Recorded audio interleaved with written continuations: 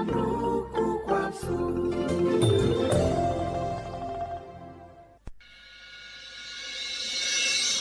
สถานีวิทยุกระจายเสียงแห่งประเทศไทยจังหวัดเชียงใหม่ AM 1476 กิโลเฮิรตซ์สถานีวิทยุภาคภาษาชาติพันธุ์แห่งเดียวในประเทศไทยที่มีความทันสมัยเชื่อถือได้สร้างอัตลักษณ์กลุ่มชาติพันธุ์สู่สากล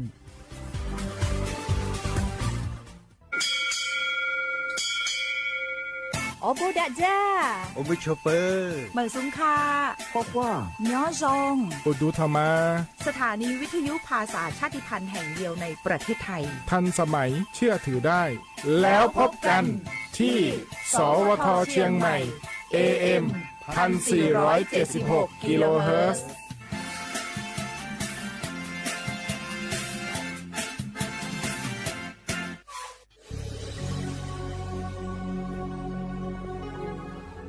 เกิดเป็นคนไทยเติบโตบนผืนแผ่นดินไทยจงภูมิใจในความเป็นไทยชาติไทยเรานั้นนับเป็นชาติที่มีความเป็นมาเก่าแก่ยาวนานเรามีภาษา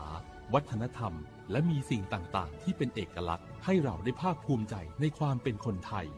เราควรเห็นคุณค่าและมีความรักชาติหวงแหนแผ่นดินอันเป็นมรดกของบรรพชน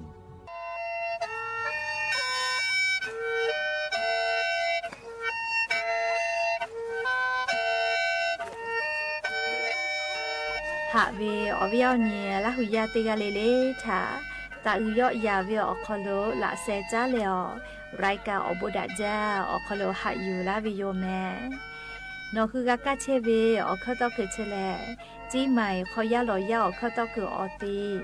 สถานีวิทยุกระจายเสียงแห่งประเทศไทยจังหวัดเชียงใหม่ AM ติฮิโอฮาสจิคกิโลเฮิรตซ์ติไล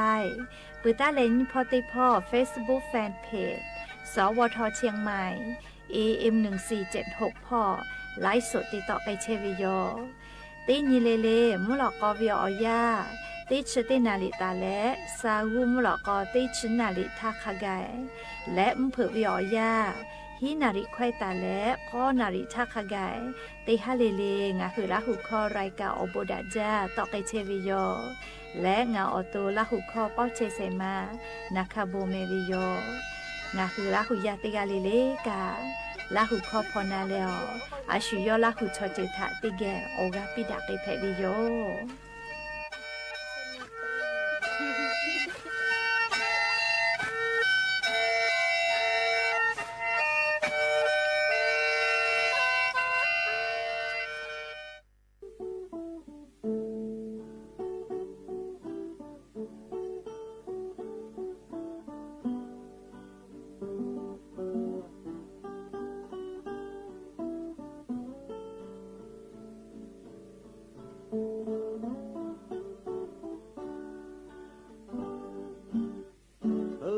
Ave moko ya ele Opi opi ma pupa do Ma honga be to ku hong le O e o pa ta ya ho ve Ya e ho ko ga ka be ko O pa o e hu te pa le Ma cho to cha chi cha nga le You be le baby ve U la le nga ga be mo ta Na e nga pa hu bu la ve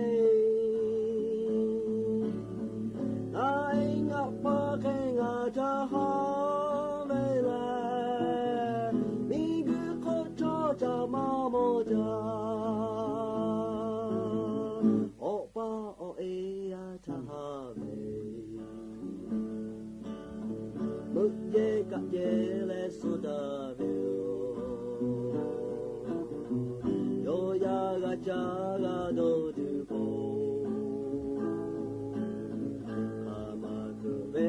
ma khame na ya ve မဲဥတေကြလေဩပါဩအေဘေညီမကို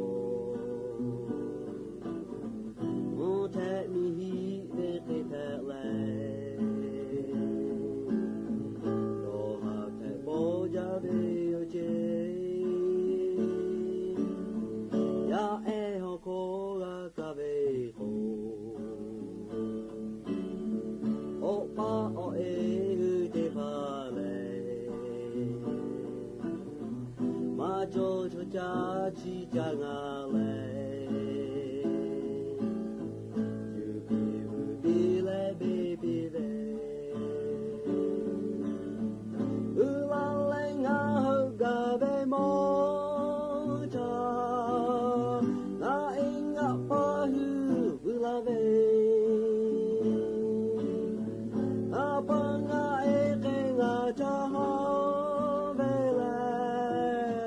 ဒီဒီခေါ်ချာချာမမိုတာဩပါဩအေယာတာဘေမုတ်ရေကရေလဲဆိုတာဘေယောယာကချာကတော့သူဘောထိုမာခါမဲ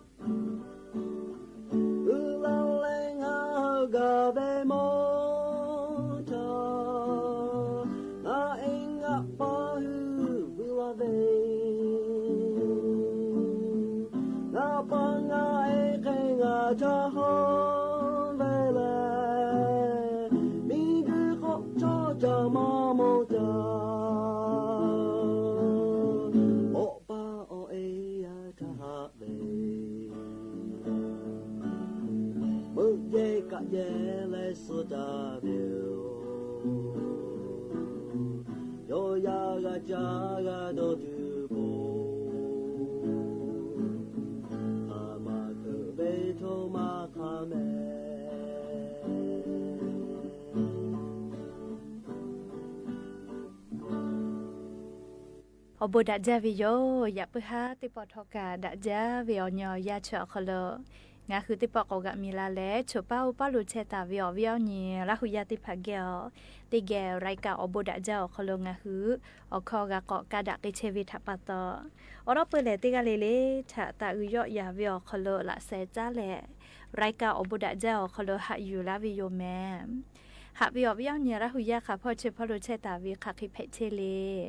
ติกาเลเลทอกะจ้าแม่ดอแม่ซแม่กาแม่ฮาเลดอซาเชอเลนะชริเจเวอยากะมูยิคอยาเพวิทัปตองะคือติกาเลเลกะเชซาจอซาปุตุอโปอาชุยอตัวยอยากะทะคะเดญหาซาดักอิสิแม่และยันยูเวอยาเลชริซอคอโลสปุเตญีฮิฮาปาออกุฮาปาอคอโลยะนิเวอยาเลหาปัสเสนี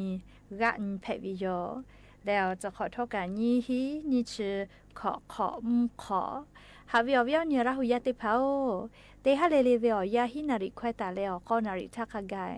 เตหะเลเลงะคือละหุคอรายกาอบดะเจ้าคโลตอกเชวิโยวิทยุเรดิโอพอAM ติฮิโอหา16กิโลเฮิรตซ์ได้ไลฟ์พอ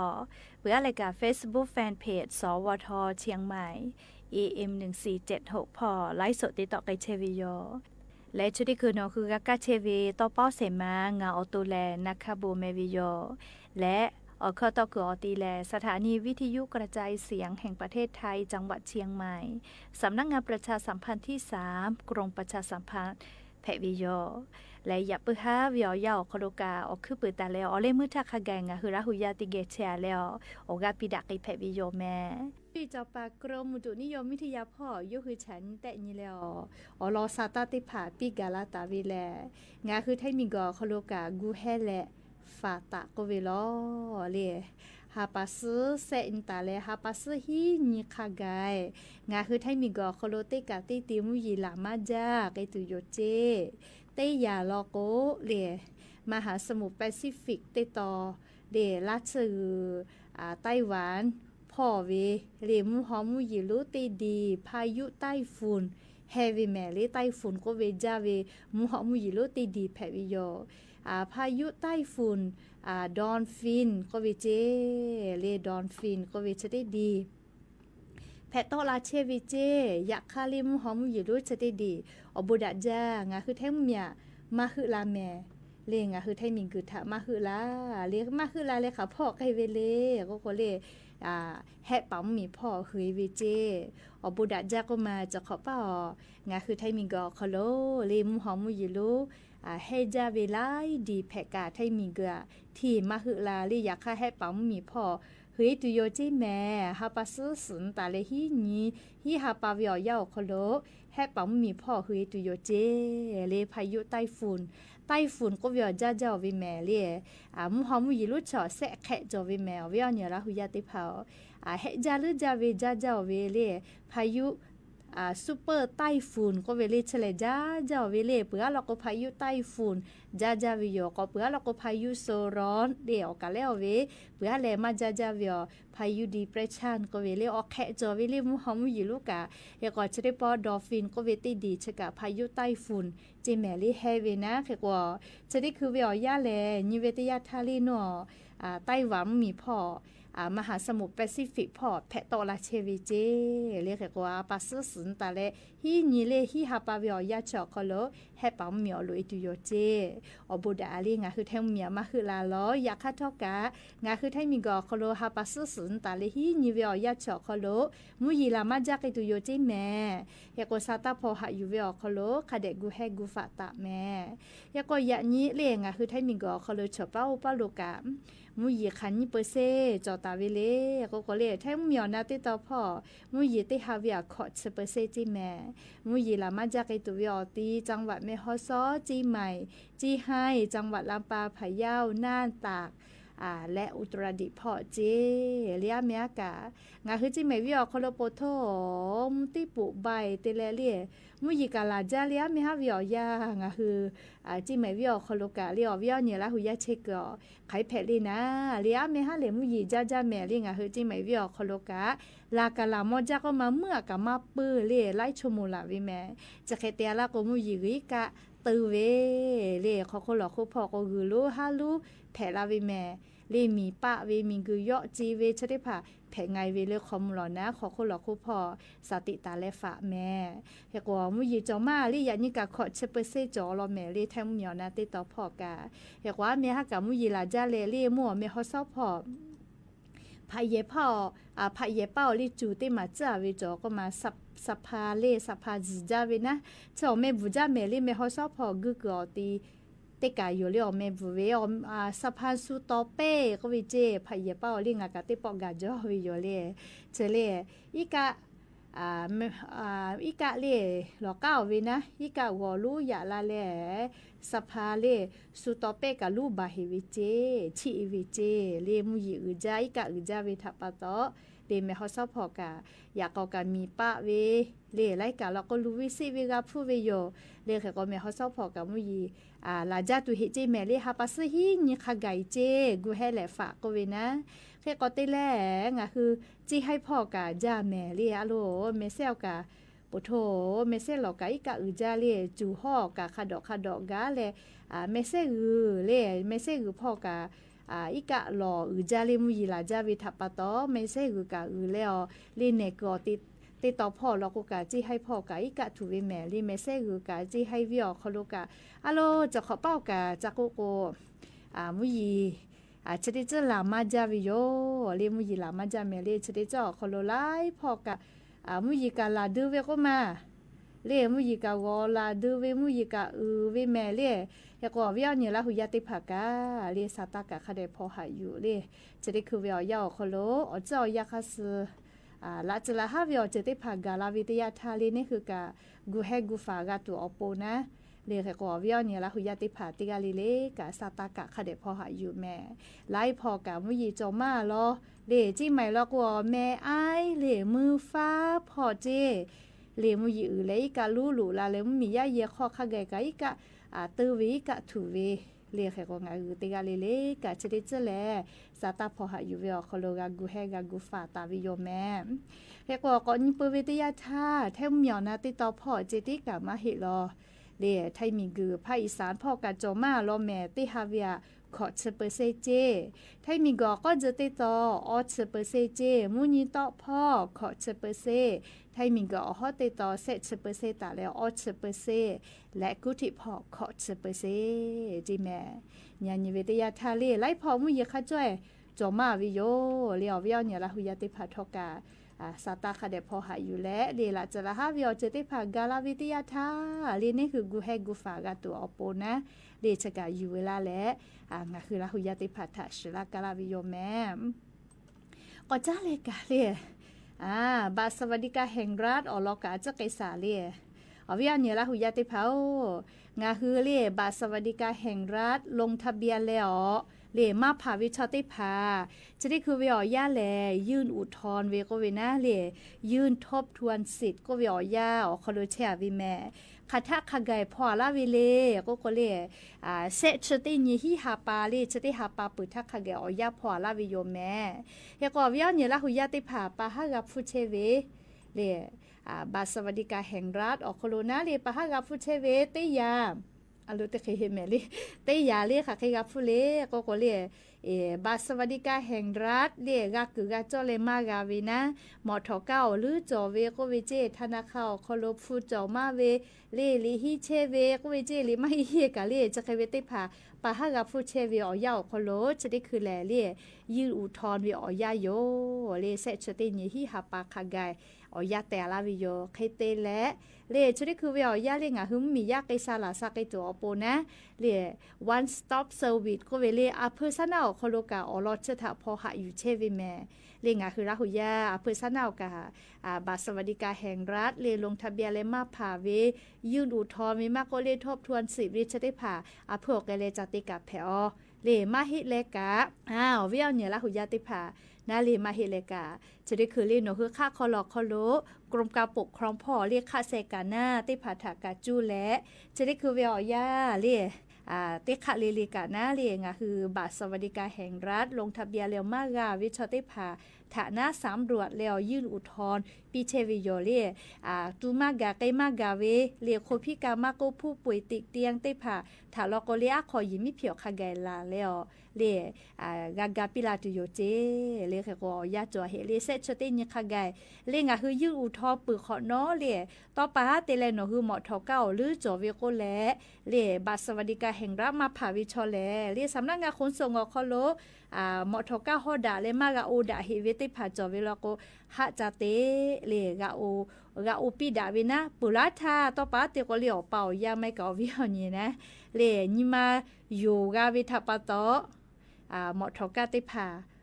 ฮอปีเวนะเลอปอยมาโจนะยาฮอปีอยาเปียวเวนะยาค่ะสำนักงานขนส่งคอโลหมอทอเก้าอแม่มาปาหิเวลาโกอปอยเวอแม่แผลหิลาโกกาอปอยหมอทอก้ามากาจื้อๆมากาเย่ๆเวกาเลอปอยเวอแม่จัววิทัปโตบาสวัสดิการแห่งรัฐมากาวิแม่จะลาปาตอลีจะเคปะหากับฟุเชวิชอติผาแลหมอทอเก้าเสผ้าเลหมอกเจปีวิไมหมอกเจฮอดาวิไมเลสำนักงานขนส่งคอโลหมอทอเก้าเสผ้ากาจะไปวิโยเรียกก็จะกายิจ้าแม่ลีไล่กายูโทมอทอเก้ารอจ้าดาเลมากาวิยูโทเว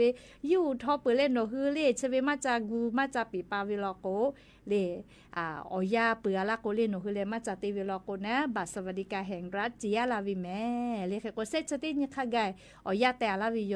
ใครแต่แล้วญอยาเชเวอคโลเลอวิญญาณละหุยาติเผาบัตรสวัสดิการแห่งรัฐเลอปิติโมปุระตะทากาจัเชียวิชอติผาเลชได้ปอกลงทะเบียนและมาผ่าวิชอติผานะเลขาเดนาเลชได้ปอลงทะเบียนและมาผ่าวิชอติผาแลบาสวัสดิการแห่งรัฐเลอปีกาจาเชเวคาสือนี่ฮาปากอจับปิลาหิเจกาชานี่แต่นี่เวอยาคโลเลนี่ฮาปากอจับปิลาไกเสเจเฮโกเล ฮีฮาปาลีฮาจะเบิดใจแม่ลีบัตรสวัสดิการแห่งรัฐกาเวลอปีเตหมูเตกาเลเลกาลีจะได้ปอสกอลงทะเบียนเลยมาภาวิกาฮาจะเบิดใจเฮลินฮาปากอเปียลาหิเจฮีฮาปาเลก็ฮาปานะเรียกแค่ฉันยี่ฮาปาคอโลเรียนคือจะเบิดใจเพวิโยใครเตและเรียติชฮาปาลก็เรียบัตรสวัสดิการแห่งรัฐลงทะเบียนตาวิคาปุยกาสติแกก็เยตุโยเจคาภาวิชอคาปุยนะเล่เฮก็ได้พาเล่เวลาตัดทากาจ้าจอเลติปอเจียววินะคเตเลชติปอก็ลงทะเบียนแล้วก็พาเวไม่กะเลียอสเตโมชติปอก็ลงทะเบียนแล้วพาเวเล่ชติโมลโกฮีฮาปาแล้วก็ฮาปาชอคโลงาฮึกะเกาแล้วก็เลยไล่กาโทรศัพท์ติลุลาเวก็มาเฮก็ชเวอลีกาจ้าชเวอปีติโมไม่ลโกฮีฮาปาแล้วก็ฮาปาเว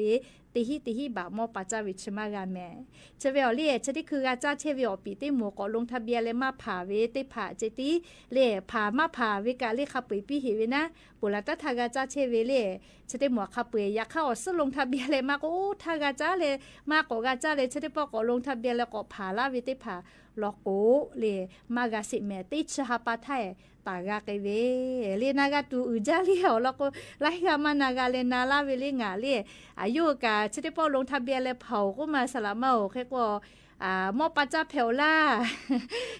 ติฮิบาวิชเฮาล่าก็แลไล่กางาเกียวนาลุลาวิทัปตอเรียกก็งาคือเตกาลิลิกานาฮืนากาตัวอปนาเลียวรอซาตาชริภากะอยู่เวลาเลียวทุลาวิโยแมม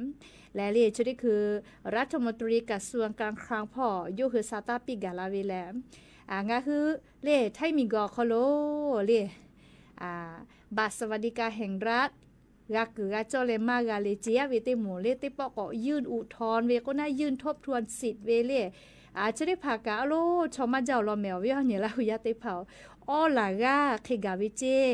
เลบัตรสวัสดิการแห่งรัฐลงทะเบียนและมาผาวิติหมูนะเลกากือกาจอเลมาผาวิติหมูติปอก็ยื่นทบทวนสิทธิ์ลาเวอาลาเคอ้อลากาจอวิจิแมเลจะได้คือเวียารัฐมนตรีเลกระทรวงการคลังพ่อกาจะได้คือกาธิกะชาเชวิจิแม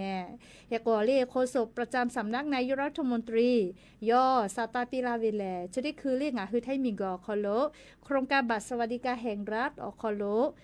พาปือเวนากาปือเวคาเปียก็หลางาเซกาจอตาวิเจเลก็หลางาเซกาวิชแลอปิติมูกาจาเชเวก็จาเลกาเวขอลาเซกาเจเลขอลาเซกาจิแมเลอปิติมูกาจาเชเวจะได้หมูแล้วก็ยืนยาตัวโตตูมาลูเจเลขอลาเลเซกาเวอปิติมูกาจาเชเวก็จากาวิติมูยืนยาตัวโตตูมาลูเจแมเล่ยะค่าจะได้ปอก็ลงทะเบียนและบัตรสวัสดิการแห่งรัฐเล่อสกาตาวิเซลาติเซกาวิเชแลเล่นอคืออตัวกาจายืนยาตัวโตวิจิแม EKYC ก็เวเล่ยืนยาตัวโตวินะจะได้ผ่ากาเตวิเจมาเตวิลโกเลมากาจิแมเล่แล้วก็กรมการปกครองเลขกระทรวงมหาดไทยพ่อซาตาปิกาลาเวฮาปาซึญีฮิฮาปาญีฮิงาฮาขจะก็ขอคอลบบัตรสวัสดิการแห่งรัฐเลี้ยวสติหมูนะจะได้ปอลงทะเบียนและผ่าตาวิติหมูเล่ยืนยาตัวโตลาเว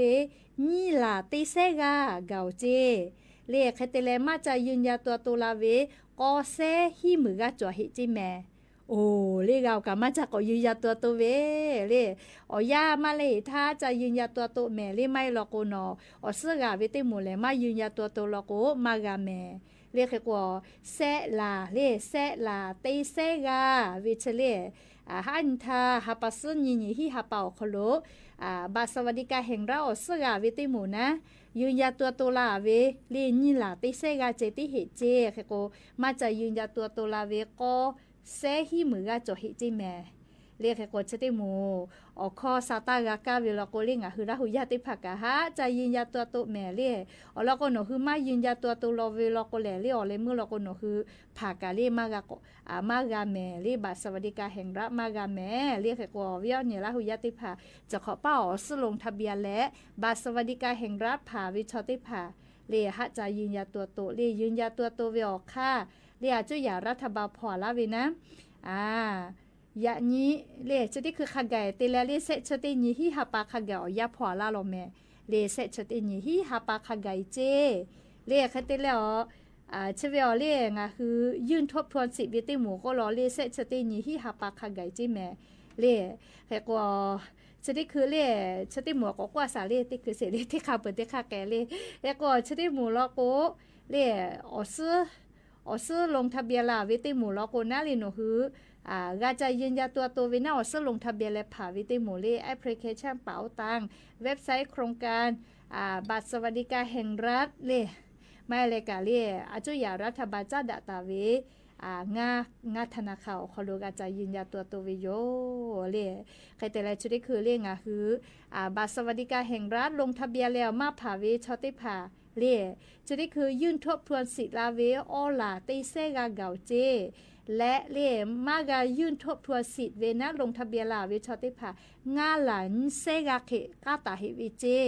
เรียกกว่าจะได้ป้อเรียบัตรสวัสดิการแห่งรัฐดอกคอโลลงทะเบียนและมาผ่าวิชอติผ่ากากือเจ้าวิชอติผ่าแล้วก็หะยื่นทบทวนสิทธิ์แม่เรียชติหาปาเซชตินิคาไกเจเรียออลาติเซกาเก่าเจอยากข้ามายื่นทบทวนสิทธิ์ลาเหเวงาหลันเซกาพะจอหิจิแม่ยก็ยื่นทบทวนสิทธิ์ลาเวอาจจะอียลอเลมายื่นลาเหเวติหมูอาจจะมาวิลอเลยก็เซชตินิฮิหาปาวุสเลหากายืนทบทวนสิทธิ์เวจิแม่เลชกาอยู่เวลาแล้วเลียววิญญาณละหุยาติภาทาอลอซาตาจะได้พาจะเคชลากาลาวิโยเลกาคือกาจอเวอจะได้พาเลมากาเจียตัวปูนะเลียวอลอซาตาจะได้พาอยู่เวลาแล้วโทรเชวิติจึงแพวิโยเลียมและอย่าเพิ่งหาติปอชดากระดาษตัวเวอลอซาตาแลจะให้ไม่จะได้โยแม่ลุลาเลวกาพอนาเลวกาปิลาเชวิงาหุระหุยาติกาเลเลกาอบูจาติกาเลเลซแม่กาแม่ฮาเลดอซาปิแม่อบูจาแม่เลโชเกกานาแค่เดียวแม่กินมาลาวิจิ กาแม่ชานามาเกาชัวเวลิดูเวเรมาจ้ะ เรดาจาดามาหาเจเวติก แค่เดียว เรดาจาชาจากาจากาบูจาเรจาดามาเลติโจแม่งานูจาเตยคิดาปุนุเวโอโกเคเตมีชูมาตาตาโกเคเตมีเชมาตาตาเมสุบีเอมามาตานาปากนามาตาแม่เรเมคาเจลีจามาดูเล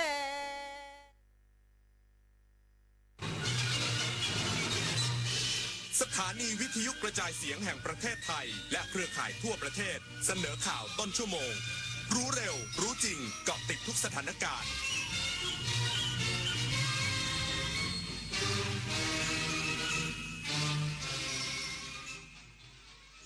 รับฟังข่าวต้นชั่วโมง 21 นาฬิกากับธราวุฒิวิชัยดิตครับ ไทยอินโดนีเซียเดินหน้าความเป็นหุ้นส่วนทางยุทธศาสตร์ประกาศรถแมพ 5 ปีพร้อมเดินหน้าความร่วมมือรอบด้านอีกสักครู่กลับมาติดตามรายละเอียดครับกราบก้มบังคมบาทปิยราชธิดาพระเสด็จสู่ฟ้าปวงประชาร่ำให้ครวญนานาพระกรณียกิจในดวงจิตทวินหวนทุกเราเศร้าในสวงพระคือดวงใจไทย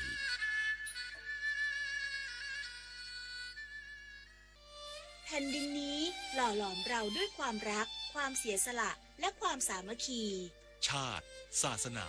พระมหากษัตริย์คือศูนย์รวมจิตใจที่ทำให้คนไทยยืนหยัดอย่างภาคภูมิ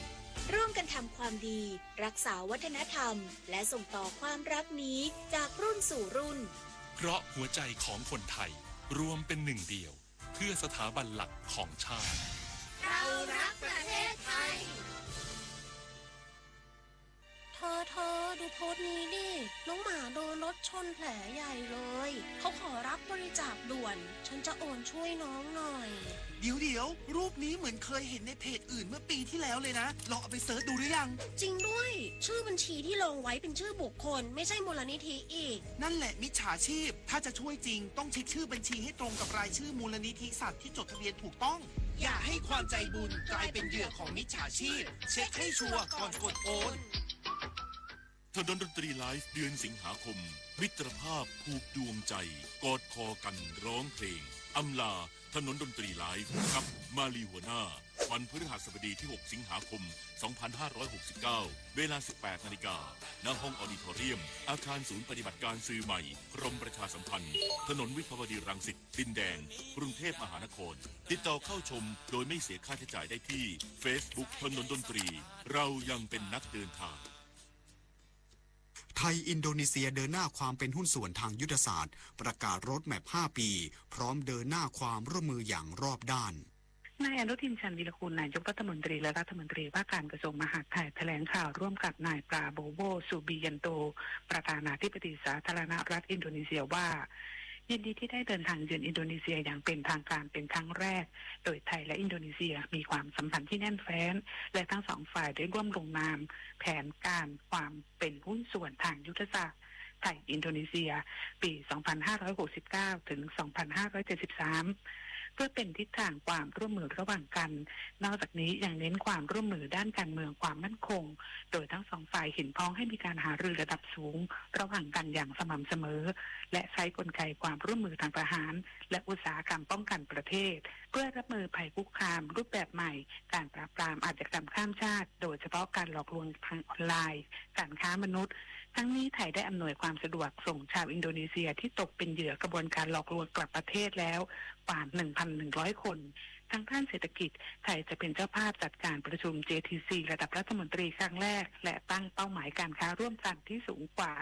20,000 ล้านดอลลาร์สหรัฐการเป็นหุ้นส่วนการเติบโตของอินโดนีเซียโดยเฉพาะในสาขาอุตสาหกรรมการเกษตรการแปรรูปอาหารการประมงอย่างยั่งยืนอาหารพลังงานภาคบริการและเศรษฐกิจดิจิทัลจะเร่งรัดการจัดทำความตกลงที่ยังค้างให้แล้วเสร็จโดยเร็วอาทิเกี่ยวกับการกำกับดูแลการประมงอย่างยั่งยืนและการต่อต้านการประมงที่ผิดกฎหมายหรือ IUU ความร่วมมือด้านอุตสาหกรรมฮาลาลและการควบคุมอาหารและยารวมทั้งสนับสนุนแนวทางการสร้างสันติภาพและการพัฒนาในจังหวัดชายแดนใต้ของไทยกนิกาแก้วใสรายงานจากประเทศอินโดนีเซียค่ะคณะกรรมการนโยบายการประมงแห่งชาติเห็นชอบขยายเวลาผ่อนชำระหนี้โครงการสินเชื่อประมงเป็น10 ปีเพิ่มมาตรการคุ้มครองปูม้าวัยอ่อนและคุมเข้มปัญหาปลาหมอคางดำใน21จังหวัดเพื่อฟื้นฟูทรัพยากรทางทะเลนายยชนันท์ วงศ์สวัสดิ์รองนายกรัฐมนตรีและรัฐมนตรีว่าการกระทรวงการอุดมศึกษาวิทยาศาสตร์วิจัยและนวัตกรรมหรืออว.เปิดเผยผลการประชุมคณะกรรมการนโยบายการประมงแห่งชาติครั้งที่2ว่าที่ประชุมได้เห็นชอบการขยายเวลาผ่อนชำระหนี้โครงการสินเชื่อเพื่อเสริมสภาพคล่องจากเดิม7 ปีเป็น10 ปีเพื่อช่วยลดภาระค่างวดในแต่ละเดือนทำให้ชาวประมงมีเงินหมุนเวียนในภาวะเศรษฐกิจชะลอตัวนอกจากนี้ยังร่างประกาศกำหนด ขนาดและปริมาณปูม้าวัยอ่อนห้ามจับหรือห้ามนำขึ้นเรือเพื่อจำกัดสิทธิการทำกินให้ลูกปูม้าได้เติบโตเต็มวัยนอกจากนี้ยังได้ติดตามความคืบหน้าการแก้ปัญหาการแพร่ระบาดของปลาหมอคางดำใน 21 จังหวัดควบคู่กับการขับเคลื่อน 7 มาตรการทั้งการเร่งกำจัดออกจากแหล่งน้ำการปล่อยปลาผู้ล่าและการใช้ความรู้จากการวิจัยมาฟื้นฟูระบบนิเวศตัดวงจรการระบาดให้เด็ดขาดชาวนันท์มาลีรายงานผู้บัญชาการตำรวจแห่งชาติสั่งตรวจสอบข้อเท็จจริงหลังมีการกล่าวอ้างว่ามีตำรวจส่งยาเสพติดให้ผู้ต้องหาในคดีฆ่า2 พี่น้องชาวรัสเซียพลตำรวจโทไตรรงค์ผิวพันธ์รองเจเลตำรวจแห่งชาติในฐานะโฆษกสำนักงานตำรวจแห่งชาติเปิดเผยว่าพลตำรวจเอกกิตรัตน์พันเพชรผู้บัญชาการตำรวจแห่งชาติมีคำสั่งให้หน่วยงานที่เกี่ยวข้องเร่งตรวจสอบข้อเท็จจริงกรณีมีการกล่าวอ้างว่านายธนาหรือป๋องผู้ต้องหาคดีฆาตกรรม2 พี่น้องชาวรัสเซียได้รับยาเสพติดจากตำรวจในสังกัดสถานีตำรวจภูธรห้วยใหญ่จังหวัดชลบุรีและได้กำชับให้ดำเนินการตรวจสอบอย่างละเอียดรอบคอบโปร่งใสและเป็นธรรมโดยให้รวบรวมพยานหลักฐานทุกด้านเพื่อให้ได้ข้อเท็จจริงปรากฏอย่างชัดเจนพร้อมระบุว่าหากผลการตรวจสอบพบว่ามีข้าราชการตำรวจรายใดเข้าไปมีส่วนเกี่ยวข้องไม่ว่าจะเป็นการให้การสนับสนุนการเอื้อประโยชน์หรือมีพฤติกรรมรับผลประโยชน์โดยมิชอบจะดำเนินการตามกฎหมายอย่างเด็ดขาดทั้งในทางวินัยและทางอาญาโดยไม่มีข้อยกเว้นเพื่อรักษามาตรฐานการปฏิบัติหน้าที่ตลอดจนเกียรติและศักดิ์ศรีของสำนักงานตำรวจแห่งชาติและข้าราชการตำรวจโดยรวมดลนภาสุภรัตน์สมบัติรายงานรู้ปิดรู้ใช้ร่วมใจประหยัดพลังงานจบข่าวธราวุฒิวิชัยดิษฐ์อ่านรับฟังข่าวครั้งต่อไปเวลา 22 นาฬิกาครับติดตามข่าวที่นำเสนอไปแล้วได้ที่ www.thainews.pre.go.th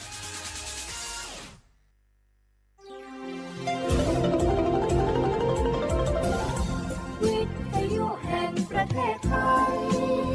ให้ความรู้คู่ความสุข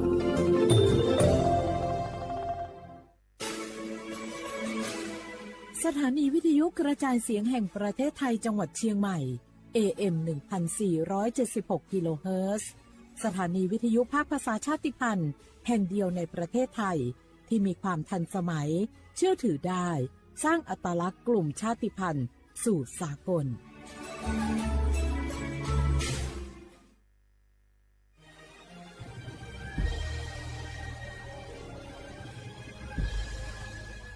เกิดเป็นคนไทย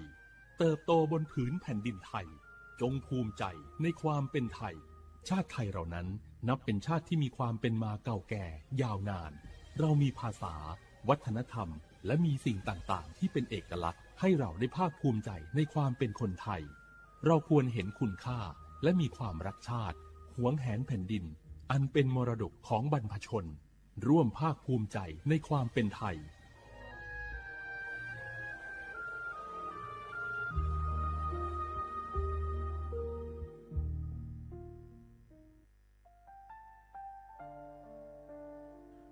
อาเดือไทยมิขอสองเผาอามาสมเด็จพระนางเจ้าสิริกิติ์พระบรมราชินีนาถพระบรมราชชนนีพันปีหลวงควยตาโอดาเลียกาชายันดาชอเนมาอายออามามิขอเปียวเนไทยมิขอกะดูอาคาชอเจอกะดูเงเกเนลาหมายแอจิชนีถามิเนนืมาหลักเวมาเงเลเชญาเธอมิเนอาดิมาโยหานาลูอายองเนเกเนโยเยบอเนมาอีนอายอมาโดอาดิเนโกเอียเนเควตาโอดาเลมิเนนืมาเนสาวเนวอจโจเอเกญาอาดิมาโยหานาลูอายองนืมาหลักเวยอจอนาลูเนเกเนโยเยบอชอเนมางามาอาเขาชอเจโยกานาลู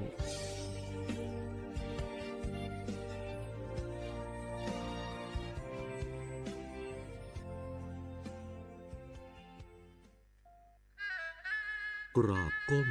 บังคมบาทปิยราชธิดาพระเสด็จสู่ฟ้าป ปวงประชาร่ำให้ครวญนานาพระกรณียกิจในดวงจิตทวินหวน ทุกเร้าเศร้าในสวงพระคือดวงใจไทย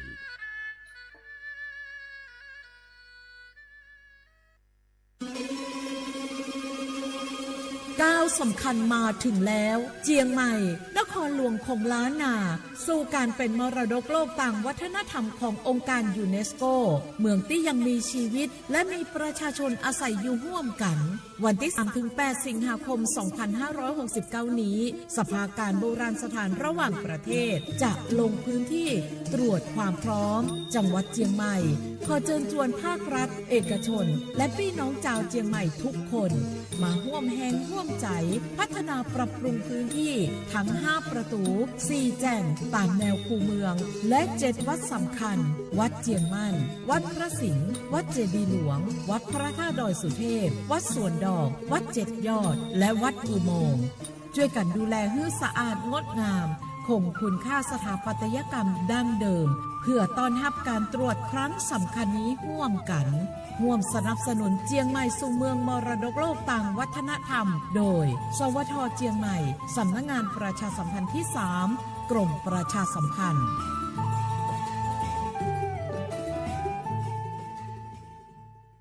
สปสชโยอานาลูกาดูโยมือจซาโดลาญานาโกลุคุมญาอุตาจซาดูเจียงหลังในญานีหลัวแม่บาประชาชนยาวเดอซาโฮ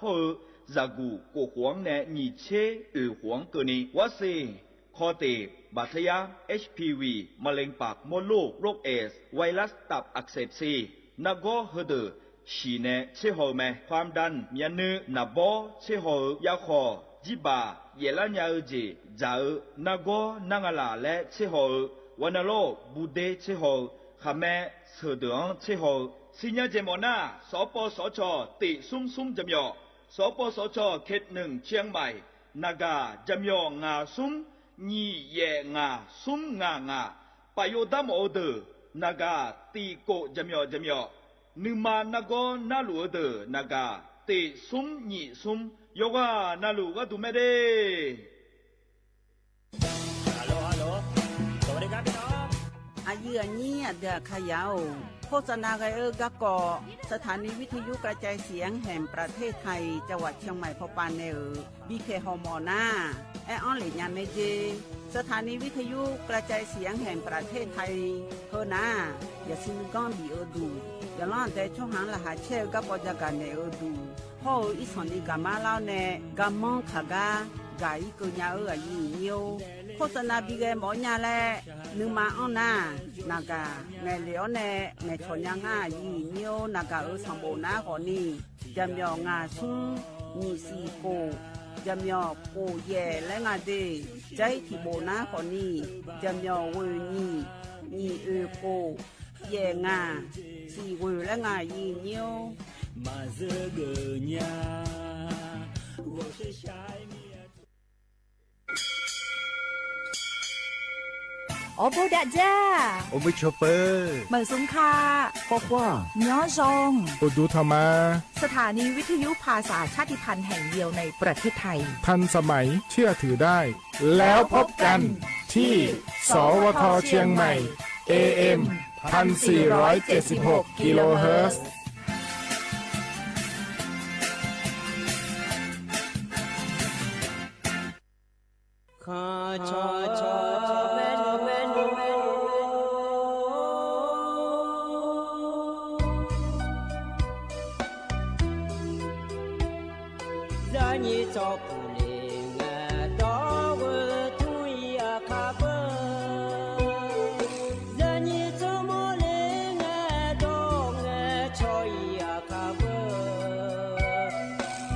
พามาสิจอชาโลนาอีเบ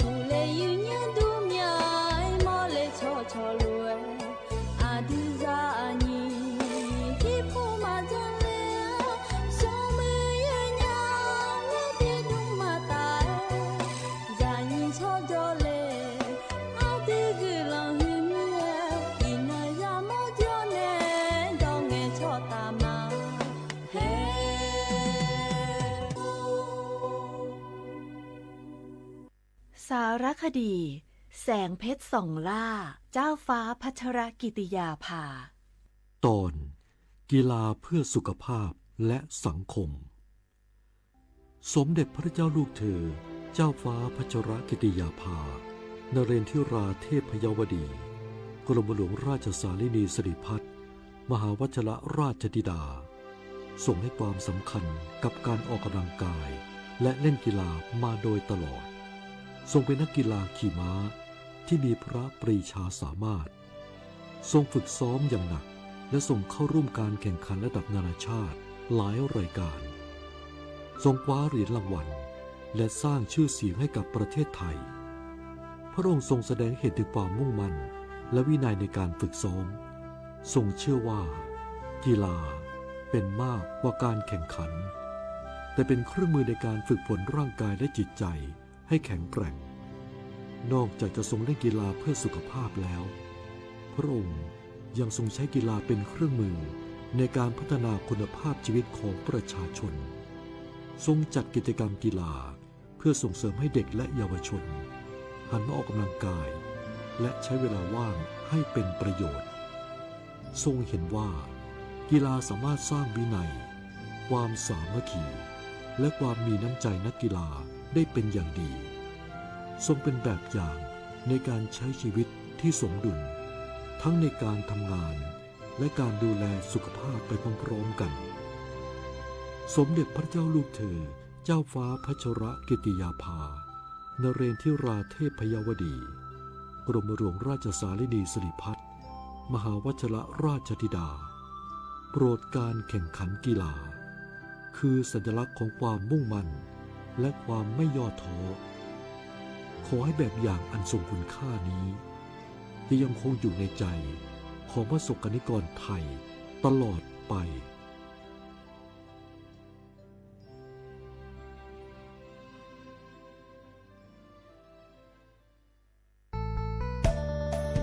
สถานีวิทยุกระจายเสียงแห่งประเทศไทยจังหวัดเชียงใหม่กรมประชาสัมพันธ์ประกาศรับสมัครบุคคลเป็นลูกจ้างเหมาบริการตำแหน่งพนักงานกระจายเสียงภาษาเมียนจำนวน1อัตราเพื่อเป็นตัวแทนนำข่าวสารร่วมพัฒนาคุณภาพชีวิตชาวเมียนและเผยแพร่วัฒนธรรมท้องถิ่นให้เป็นที่รู้จักผู้สนใจยื่นใบสมัครด้วยตนเองได้ที่งานธุรการสถานีวิทยุกระจายเสียงแห่งประเทศไทยจังหวัดเชียงใหม่ตำบลช้างคลานอำเภอเมืองจังหวัดเชียงใหม่ตั้งแต่บัดนี้เป็นต้นไปสอบถามข้อมูลเพิ่มเติมได้ที่053-276-068ในวันและเวลาราชการมังมังลิวเอาเก่งเจ้าก็ร่วมเป็นเจ้าภาพงานระดับโลกจัดขึ้นในประเทศไทยการประชุมสภาผู้ว่าการกองทุนการเงินระหว่างประเทศและกลุ่มธนาคารโลก 12-18 ตุลาคมณศูนย์การประชุมแห่งชาติสิริกิติ์ด้วยแนวคิดโลกทัศน์ใหม่ของไทยเพิ่มศักยภาพคนสร้างภูมิคุ้มกันในโลกที่ท้าทายมาร่วมเป็นส่วนหนึ่งของการประชุมครั้งประวัติศาสตร์เพื่อปรับตัวสู่อนาคตร่วมกันอย่างมั่นคง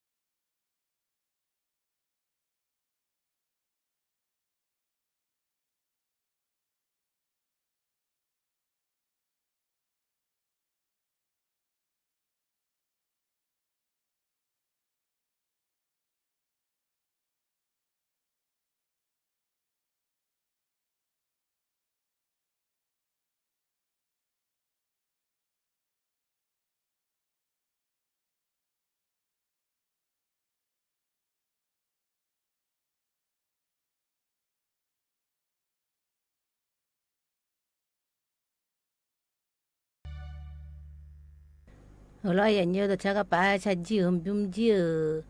nu ma na la nyaและช้างถางาเหยื่อนิวถ่ายพนาก่อนนี้เจ็บหัวใจจะรอเหยื่อนิว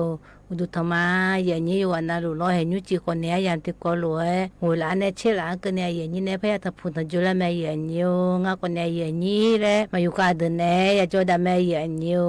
กันเนี่ยตานางมันเนี่ยมีดูแลได้เลยมาเหยื่อนิวมันเนี่ยมีดูนะคนนี้สถานีวิทยุกระจายเสียงแห่งประเทศไทยจังหวัดเชียงใหม่สำนักงานประชาสัมพันธ์ที่3กรมประชาสัมพันธ์ยืนยุ่งมากกว่านี้สวทเชียงใหม่และงานเหยื่อนิวนายอย่างนี้น่าหยาพอหน้ากว่านี้บุกเกอแล้วก็คุ้งมาคอแล้วก็คุ้งอร่อยเหยื่อนิวAM ที่พายา16กิโลเฮิรตซ์และงานเหยื่อนิวหน้าเฟซบุ๊กพอหน้ากว่านี้สวทเชียงใหม่ AM ที่พายา16กิโลเฮิรตซ์และงานเหยื่อนิวเฮน่ากว่านี้งามันเนี่ยจุดดูเขากพอในหน้าหยาและงานเหยื่อนิวกันในแต่หน้าที่มาขานนและดันในละมาเหยื่อนิวที่มาขานนหน้ากว่านี้อินนหน้ากว่านี้ยาคือละงานเหยื่อนิวเยสีบาลามอนที่โคไทยพอหน้ากว่านี้วันจางเลยลอยเหยื่อนิวนหน้ากว่านี้ซุ้มสิงหาคมนี่ผ้างายากูเชื่อลอยเหยื่อนิวเฮ้คนเนี่ยที่มาขันน่ะมันก็เนี่ยโจนาวย้ายในแม่เหยื่อนิวยุจีคนนี้จะกาจิวแม่นี่เลยมันทำมาเหยื่อนิวก็มาเกิดเลยมินาตัวชาติบิมเลยบินามาเหยื่อนิวตัวชาติบิมน่าคนนี้บูมีจูเลยคุ้งเหยื่อเนี่ยที่โคโรนาดามาเหยื่อนิว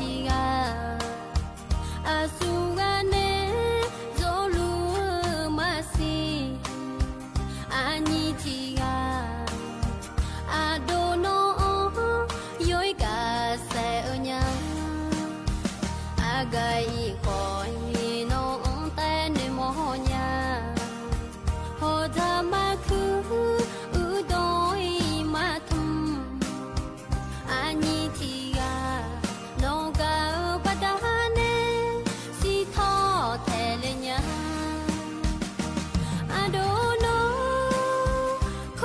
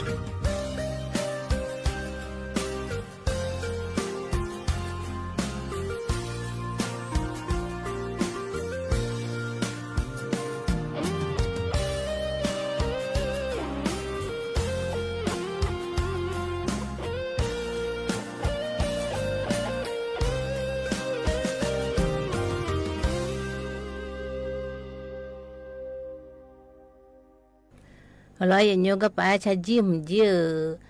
อะดูแต่ดลูมาและถ่ายพอหน้าก่อนนี้รอพี่คนเดียวจะรออย่างนี้คนนี้หน้าเบียวดูรออย่างนี้ให้กันนี่แต่หน้าและจากการจีและทำทากาและอดันมาอย่างนี้งาชิมก็อยู่โจนางเงียงอาจีชิมแม่เนี่ยยังอาชิมนักก่อนนี้อันนี้มันดอและถ่ายพอหน้าก่อนนี้พี่กระตูและรออย่างนี้เชื่อมือขมาอย่างนี้ป้าไม่สวยพอแน่เขื่อนละตาเสียเจริญโจก็จะมาอย่างนี้กันในแต่หน้าจากการจีและทำทากาและอันนี้ดามาอย่างนี้ก็ไปเริ่มทำหน้าก่อนนี้อยู่อันนั้นนักการผู้ใดอยู่ไม่รออย่างนี้ที่ปวดหน้าก่อนนี้คอนเทนต์เลยอาชอบพิฮอลล่าแล้วก็วิดีโอทอที่ตบแล้วก็ลงไงรออย่างนี้ฮังกาจิวมีอาจียังอาเจียเนี่ยอาเจียยังแล้วที่มันก็ไปก็ทอเนี่ยที่ต่อของเงือเฟซบุ๊กของเงือแล้วก็ลงไงรออย่างนี้ที่มันจิวอาจจะจื้อยันเหนือจะรออย่างนี้ก็ไปอยู่ฮันเนี่ยอาช้อนถอยของเงืออยู่ฮันถอของเงือแล้วอาช้อนถอหน้าอาช้อนเนี่ยมาบิถอกก็อาบ้าผู้หลักก็รู้ดอนในโรงนาลอยอย่างเงี้ยให้คนนี้บ่นเลี้ยอย่างเงี้ยถึงไม่แน่อยู่หาคนนี้อาจจะยังงานแล้วนะคนนี้ก็รู้ลงกันลอยอย่างเงี้ยบ้านเลขที่ผู้หลักมายาลงอย่างเงี้ยก็รู้ถอนกันรอแล้วก็ถอนไงเมื่อที่ปวดหน้าคนนี้อยู่หามามือดื้อจังละดื้อแล้วก็มีอาการหนึ่งอย่างเงี้ยที่มาที่อยู่แล้วก็ถูกจ่อยแล้วก็รู้มายาลงใจอย่างเงี้ยอาบ้าผู้หลักตัวถอยงานแล้วอันที่มาถูกจ่อยแล้วอันที่มาโลเธอทะเบียนโลแล้วเธอไปทะเบียนเธอตัวถมคุณรู้มายาลอยอย่างเงี้ยเธอไม่แน่ที่มาบาประชาชนโลและโลเลียผู้หลาโฮเฮผู้หลาอย่าผู้หลาโฮเฮผู้หลาสกุยและคุณรู้มายาจ้าเจียคุณรู้จันนักคนนี้อาชอตัวโลมามือดื้อผู้หลาอยู่จีอยู่จังหมดดื้อแล้วมีเจียยังไงเนี่ยคุณรู้อยู่หาก็ถูกจ่อยแล้วบิสิญญาจีน่าคนนี้อยู่หามาเมื่อเจติดนาโชไม่ใช่ซื้อหมอแล้วก็จ่อแล้วก็มีรอยอยู่แต่ไม่แน่ที่มาที่อยู่แล้วงานเราบัลเลที่ผู้หลักเชมิอผู้หลักคนลงงานรอยอยู่แล้วสติกเกอร์แล้วคู่จีเนอมาบิมอลานี่แล้วเด็กขังไงอย่างเงี้ยก็ไปอาจีเนคนนี้ลูกหัวใจแล้วก็ดูจังทำไม่รอยอย่างเงี้ยที่ปวนาดอกกุหลาบก็จังทำให้จีเนอเด็กขังไงอย่างเงี้ยมาบิมอนี่รอชมมาบิมอนี่อาชนะก็ไปลูกหัวใจเฮ้ยแล้วดอกกุหลาบเฮ้ยแต่ยาบิมอแต่งอัตมิเนคนเราเด็กขาเจเลยมูลาขลาแล้วอะไรให้รู้ยาจางเจอย่างเงี้ยที่มิเนมาบิมอสิลานี่เราที่มิเนคนเราเด็กขาเจอเกลือก็ยอห้าเพียไอ้ยันนี่คนนี้โลผู้ละถอนหน้ามาเมื่ออย่างเงี้ยที่มิเนหน้าดิมาชงพัดถอนหน้าโชว์โลผู้ละถอนหน้ายาเด็กขาที่ปวดหน้าคนนี้ชมมาไม่ซื้อหมอแล้วจนหน้าคนนี้อุเมียเจดูแลญาเจอย่างเงี้ยที่มิเนอยู่หาคุณรู้ลงอะไรบ้าผู้หลักถอนลงอะไรคุณรู้หลักฐานผู้หลักฐานแล้วคู่ดื่มมายาถอนไงอย่างเงี้ยแต่ไม่แน่อาชนเนี่ยมาบิลงแล้วหน้าก่อนนี้หัวไงแล้วมาบิมอลนี่ยาเด็กขังหัวบ้าจิรออย่างอยู่นะอยู่หาคุณรู้ถออาจิเนี่ยอยู่หาติดต่อลงแล้วเฟซบุ๊กพอลงแล้วคุณรู้จังไงรออย่างอยู่หาจีอันอยู่หาเนี่ยคุณรู้ถออาจีถอนทางงานแล้วอยู่หาเพียบ้านเลขที่ถอนทางงานและที่อยู่ผู้หลังอังงาลาโลทะเบียนอังงาลาแล้วอยู่มือพายาหอเนี่ยไปเชจิน่าถอนคนนี้เด็กขานะเราอย่างนี้เด็กขานะคนนี้แล้วดูแลพายอยู่หาดูแลพายมาปีกันนี้แล้วไงอย่างเงี้ยคือนะคนนี้แล้วที่มาเฟซบุ๊กพอเนี่ยคุณรู้ดันโนผู้หลังเนี่ยดูหลังไงอย่างเงี้ยคุณรู้มือจนหน้าเมียจริงยังมีเนี่ยดูหลังไงอย่างเงี้ยก็ไปดูหลังจีบ้าผู้หลักบัลเลที่อยู่หากุตุจอยเลยพิกัดเธอ GPA ผู้หลักตัวมันจะยาจันจีไปทะเบียนเลยในเอกสารผู้หลักนะบัตรนักเรียนนะสมุดจอยบัตรผู้หลังงานเราอย่างอยู่นายใจถึงนะก่อนนี้ก็ที่มันในโทรอ่ะคือถ่ายลงแล้วนะก็ที่มันมายาลงไงอย่างอยู่คือนะก่อนนี้ติดต่อผู้หลังเฟซบุ๊กผู้หลังบัตรทอรู้ถึงไงอย่างเงี้ยน่าใจทิมเลมทำจีรอยอย่างเงี้ยก็มันจียังมือพาอันที่มายาตื้อยามันยังไงอย่างเงี้ยก็ไปจียาสิบติโลที่จีพัดดูแลงานสิเจอย่างเงี้ยมาลงนะฮะเงี้ยบันเนพัดดูแลคนนี้บิวขานะพัดดูแลบิวขานะพัดดูแลเลยแต่หนูผู้หลังเงี้ยนะบิวขาเลยแต่หนูมันเงี้ยนะดูแลเลยเพื่อไงอย่างเงี้ยก็มันจีสแตมหรือสติ๊กเกอร์หรือดูแลเจอย่างเงี้ยก็ไปยาสิบติก็ไปสแตมหรือสติ๊กเกอร์ก็ไปจะทางจีบิว มือผาบิมือลาเลยลอยโยนั่งก็ไปยาเสติหุ่มจีอายุมาสูน่าบิยาเล่จีนกุโลจังทางอาเจียเนี่ยตัวมิเนอายุมาเธอยากูยาลูบีหมอเล่แล้วจังอ่ะสติกเกอร์ก็ตัวยาก็ตัวหมอเล่ง่ายยากูยาลูแต่มึงง่ายยาและอาบัวดาปะโหตัวเดินในหมอเล่พายง่ายเนี่ยสติกเกอร์มีจีจังทางอ่ะตัวมิเนมาหมอเล่พายมาเลยยาอยู่ติดต่อเดือสูเนี่ยอายุมาแล้วสูหมอน้าลอยอยู่ก็ไปยาเสพติดจังทางไอ้เนี่ยสเต็มเมาเลยคุ้งอ่ะกระตุ้นน่าละเลยอาบ้าพูละโหจังทางเนี่ยลอยอยู่มุจเบกูพูละอาจจะยาบิหมอเลยกึศก็ไปจังจริงไอ้เนี่ยเธอหน้าเธออายุมาเธอก็ไปเลยเบลาลูเลยสูงอ่ะเลยสุดโซเลยสูงน่ะคนนี้อายุมาอุปสมองภาษาเลยเดือดลอยอยู่เขาก็ไปหลงเลยก็เลยจะเหจีเขาลูกเองอ่ะเลยหลงเลยน่าก็มังเงือกของเงือแม่แล้วเขาลูกหนูดูเลย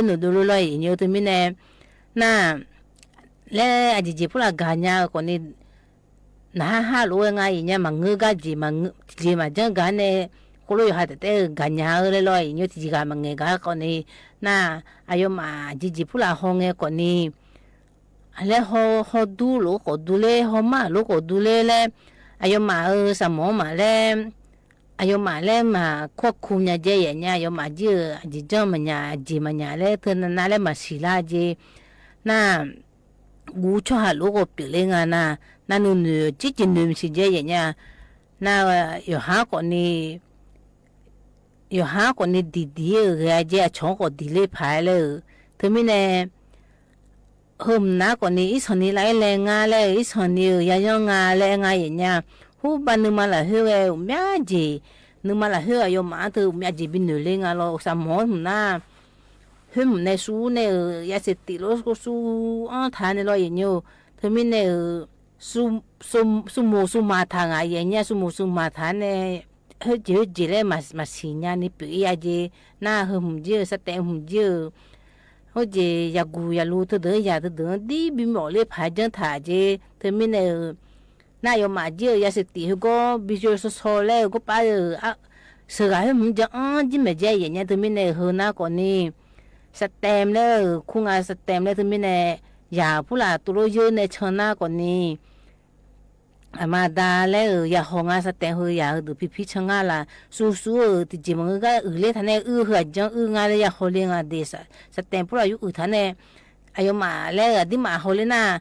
ni à dễ lo chân thà ya nhá sửa lo để tôi ai mà có phải su na ya sẽ tì anh chỉ có phải thì mình này ni à su à lẽ hoàng à lẽ gum lên thằng này cho nó còn ngứa và sao nó còn ngứa lẽ bụng mà chơi nó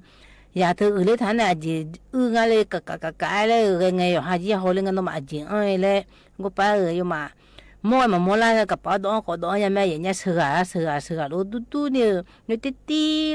lợ nhiều cô chân thà thì mình này mà ta hồi lấy có mà hồi mua nhà mà này ya nó thì mình này lấy cô lo thì chỉ mà chân cái cô lo khá cô na ayo mà chưa yo hagula phải na còn này sát tempo là yu lu pa le sát tempo là ya honga le chaga ne la ma ye nyu huna còn này sát tem ga ko le nga ye nyu cái này ta na to cha ti bum le bina ma ye nyu to cha bum na còn này mà nghe le chu nya ji mà nghe le nya ji anh nom bom ne chang tha nga ye nyu ti corona da ma ye nyu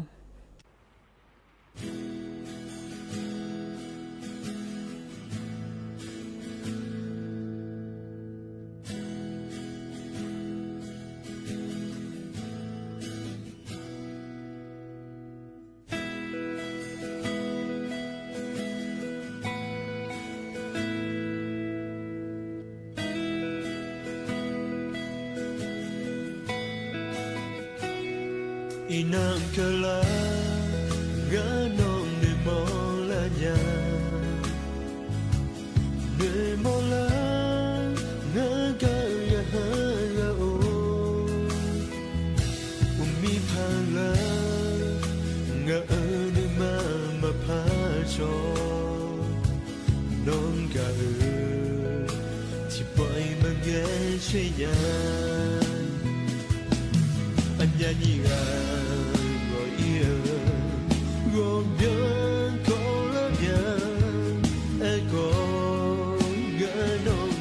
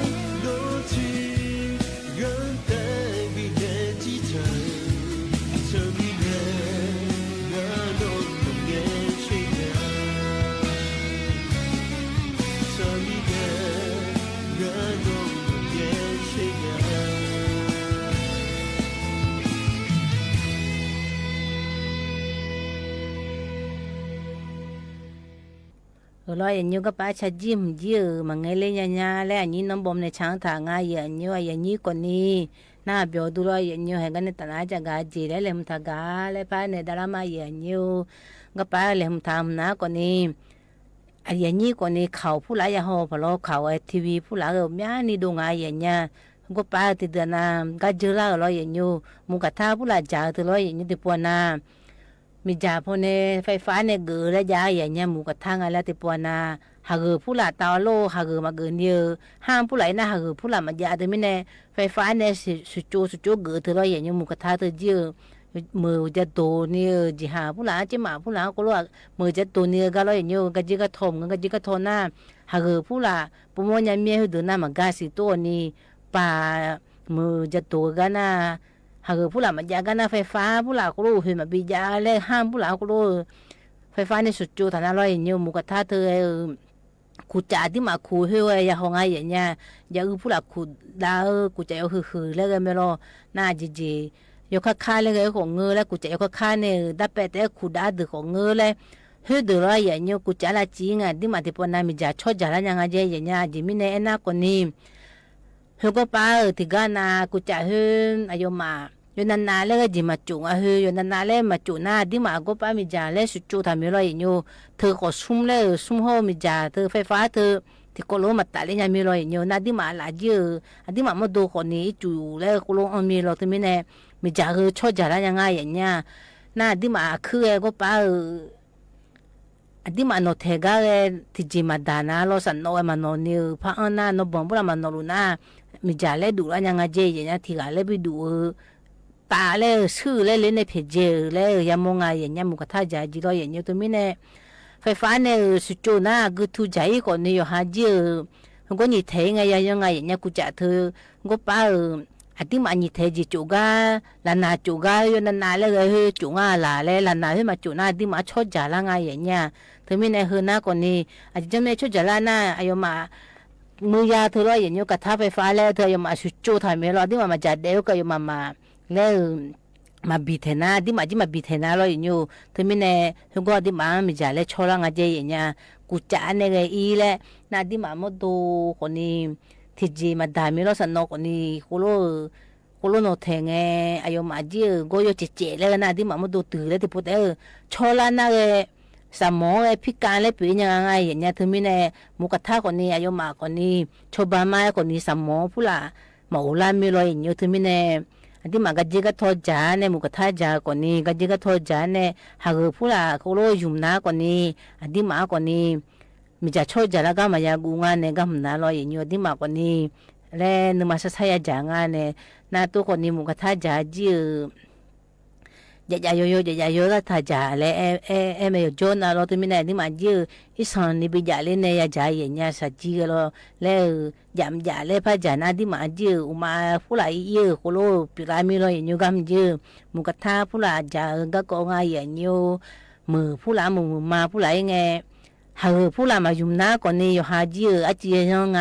หากผู้หลายยุ่มแล้วยุ่มกันอีน่าอยู่หาก่อนนี่อยู่คือแล้วจะคือมีจ่าแล้วไฟดูแล้วก็มีจะชลก็มายากุงาลงก็หนาเบอร์มือเองอะไรยุ่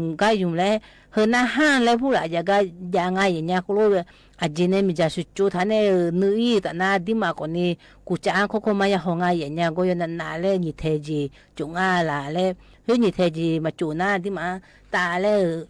อยู่หามาดูพัดเจน่าลอยอยู่หาคืออยู่จิก็เลยโนเทน่ามีไฟฟ้าแต่อยู่เล่อยู่จนน่ากูรู้ชอละไม่อย่างเงี้ย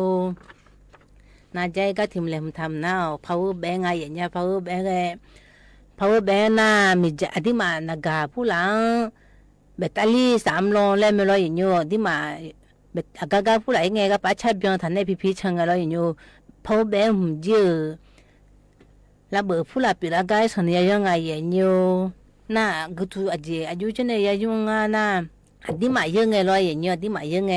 เขาก็ป้าชวนในมาตรฐานและมอกแล้วกูรู้ก็ยังไงอย่างเงี้ยนักผู้หลังอังกาลอยคอมพิวเตอร์ผู้หลังอังกาเลยอามีกูรู้ที่มาตลาดหน้าผู้หลังโคตรผู้หลังกูรู้เยอะนะที่ปวนะกูรู้เยอะกันนะมอกมาอย่างเงี้ยที่มีใน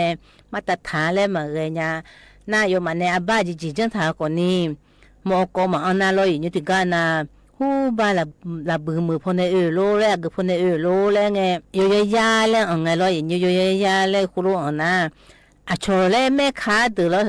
บริเมลีแล้วกูรู้อันตื่นอันกันนักการยามันเงกูรู้อันน่าลอยอย่างเงี้ยเฮือหน้าคนนี้เฮือยาเลยหน้าคนนี้อยู่หาจีโยยาเลยอยู่หมดนะอยู่หาจีแล้วบุปผาก็ยังหนึ่งไงอย่างเงี้ยถึงมีเนี่ยเฮือเยอะแล้วหนึ่งหน้าคนนี้บ้านนักการผู้หลังอังกาคอมพิวเตอร์ผู้หลังอังกาเลยเยอะละนะกูน่าอายุมาน่าขอบปอมาอันเนี้ยเบย์อย่างเงี้ยกูรู้อันน่าloอายุจีน่าอายุมากูป้าขอบปออันนั้นบากระจิกทอเลยกูรู้อาจจะผู้หลังก็กูรู้อยู่หาทางผู้หญิงไงจ้าพาวเวอร์แบงเลยตลาดหน้าผู้หลังเลยอยู่ตลาดหน้านั่นแบบติป้ากูรู้อาชนเนี่ยเฮล่าเลยกูดูจิมาสิญญานี่เลยยังมาสิญญามีเนี่ยเยอะฐานในภาคอังตลาดหน้าคนนี้กูรู้อย่าสั่งเลยถึงมีเนี่ยอดีมาเยอะไงเราอยู่นะเกลือเยอะคนนี้เฮือหน้าคนนี้นักผู้ละนักสัตว์ด่างเลยงานเนี่ยนักสัตว์ด่างคอมพิวเตอร์สัตว์ด่างเลยอย่าเยอะไงอย่าเยอะในใจทีมหน้าคนนี้อุยผู้หลายสันนิษฐานเมียอดีมาเจ้าจู่ๆอย่ายังเลยไอ้ด้านเนี่ยมาอย่าเยอะจู่ๆอย่ายังเลยนะคนนี้ที่ปวนาอีสันนิมาเยเลยคนนี้จู่พระดังๆจะน่าลอยเยอะแล้วก็ป้าทอละใบน้ำเลยกูรู้ก็อย่าหอยไงอย่างเงี้ยที่ปวนาคนนี้ก็ป้ามาอีเจียมีอยู่บ้างท่านเนี่ยคนนี้จะเจ้าเยอะสมัยเยอะคนนี้ลอยเยอะที่มีเนี่ยแล้วก็ป้าทอละใบน้ำเลยตะแกของเงาลอยเยอะแล้วก็ป้ามาบิวก็อาจจะจีพูดช่วยถ้าก็อยู่หาจีเลยอย่าแต่เจงอย่างเงี้ยน่าอยู่หาจีขยะพูดอะไรถ้าบิเจลังและงั้นขยะพูดอะไรครูบิเจลังหลังน่าเราบ้าสุกป้าทอละใบน้ำหุ่นก็แล้วก็ช่วยงั้นจีก็ช่วยนะคนนี้เยอะเลยไงอีจู่เยอะหัวก็ป้ามาอีดูยังไม่ดังจังจีดังนะอันนี้ที่อันนี้อันนี้บิเจนะคนนี้น่าอยู่กันอันนี้บิเจก็ไปอยู่อื่นนะหุ่นตอนเพียงจีนะหุ่นมาอยู่อันนี้นะคนนี้หุ่นก็ขายจุกอดดังยังไงเลยไงอย่างเงี้ยถึงมีเนี่ยเขาก็น่าคนนี้อยู่อันนั้นงานเนี่ยอยู่อันนั้นเลยโมดูนะคนนี้ยาลาเจเลยยาลาเจอย่างเงี้ยก็ไปตะเกียหุ่นเลยจุบิอยู่เจมือไปบิอยู่เจเยอะเลยน่าอยู่หาขยะบิเจเยอะมือจอดูนะคนนี้อาชอทางเลยงานเราอยู่ทางเลยตั้งทางกันก็อย่าบิเจงานเลยขยะก็ตัวหุ่นเจแล้วระเบิดเนี่ยเราขยะนะขยะเลยสระกือผู้ละอยู่หาเนี่ยหอยอุ่นจ่าผู้ละเธอถุงดำผู้ละดองเราอยู่นะขวบพลาสติกนะคนนี้อยู่หามานะคนนี้หุ่นที่ถุงเลยสระกือที่หุ่นเลยอยู่ป่าทางเนี่ยก็รู้บิเจนะคนนี้อยู่มาก็รู้ละป่าทางก็รู้บิเจนะที่ปนัดทางขยะเหื่อยอยู่มาหอบผิวใหญ่อย่างเงี้ยหอบผิวไว้บิเทเลยไงมันก็น่าหอบผิวมาบิเทนะคนนี้อยู่เยอะๆbienทางเนี่ยทางขยะบาเล่ก็มาแบบเชื่อเลยอย่างเงี้ยถึงมีเนี่ยหุ่นนะคนนี้ที่ชาวบ้านเนี่ยก็รู้บิเจนะหอบผิวไว้ผิวเททาเลยไงอย่างเงี้ยน่าช่วยรู้เย่ขยะเลยเรื่องที่กจริงอะไรอุมยาจีเลยอาปานาปาเลยสากนะสากเลยกระป๋องนะกระป๋องเลยอยู่มันเนี่ยกูรู้งาสาตืนะงาสาตืเลยกูรู้อายุมันเนี่ยกูรู้เบนทางกาลอยู่นะอยู่หุ่นน่าหอบผิวจะน่าหอบผิวบิเทเลยไงอย่างนี้เฮ คือหน้าก่อนนี้ขยะก็กงอาเหยื่อนิวแห่ยุจิก่อนนี้อาอย่างก่อนนี้จีกละแม่ก็ไปให้เจล่าคือหน้าก่อนนี้ขยะชากาและบินาแม่เหยื่อนิวขยะชากามหน้าก่อนนี้ก็ชากาชิมมังอาเหยื่อเนี่ยตัวก่อนนี้ขยะชาเงคัดทั้งพังเงชาจีน่าเหยื่อเนี่ยก็ไปบุตรหน้าก่อนนี้งานปีใหม่และบุตรงานเหยื่อเนี่ยที่มีคัดทั้งพักาก็ป้าห้องไอพิชาจิเมียอย่าโยงอ่ะคนนี้อยู่อันเอากลุ่มมาอย่าโยยุจิติโกโลโจดาลาเน่หัวลาเน่เชลากันนี่โจกันนี่ละลอยอย่าโยอยู่พนักกลุ่มมาอย่าโยกันนี่ตันนะขยะชะกาบินามากลุ่มมาดูทมา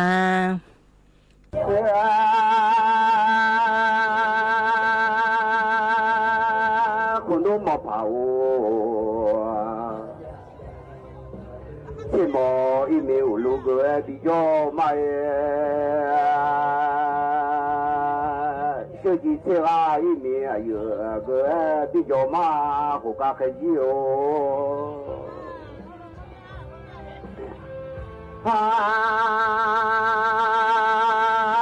มอมาที่มออีเมลมอแม่เก๋ที่ยอลมาคนโน้นจะยินมือผู้มาตัวที่ยอมาแค่ยินนึกแล้วน้องขจาเชื่อมังนอจะยินมือผู้มาตัวที่ยอมา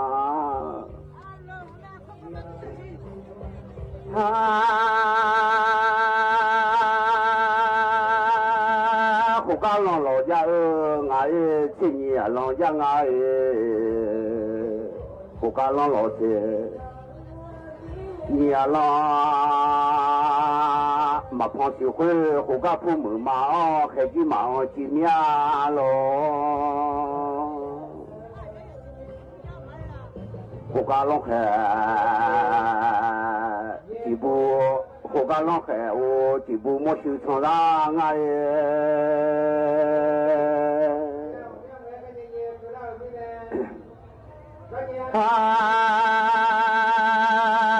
热乎的老长然后热乎老长几部没收藏上啊耶，热乎的老长然后这个老长胡没都长上啊耶，这到的老长这到老长上，呀皮都给长上啊，胡干老亲你啊老样啊，胡干老亲你啊老马旁去回父母嘛。啊，开起忙节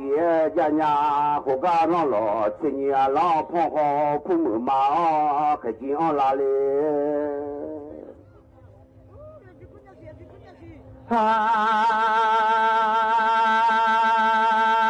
这后的老长，然后这后老长，老农这表可是长上啊，国家父母忙开起俺呀，这后的老长。这好了，唱一曲当我唱上啊，这到天了唱，这到了唱，还怕到底唱上啊耶，胡家老唱，今年老马跑去，回父母嘛，开起忙节呀的。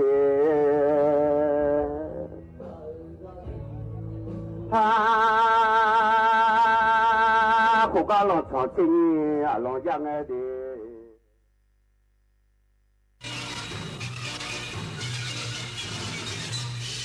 สถานีวิทยุกระจายเสียงแห่งประเทศไทยและเครือข่ายทั่วประเทศเสนอข่าวต้นชั่วโมง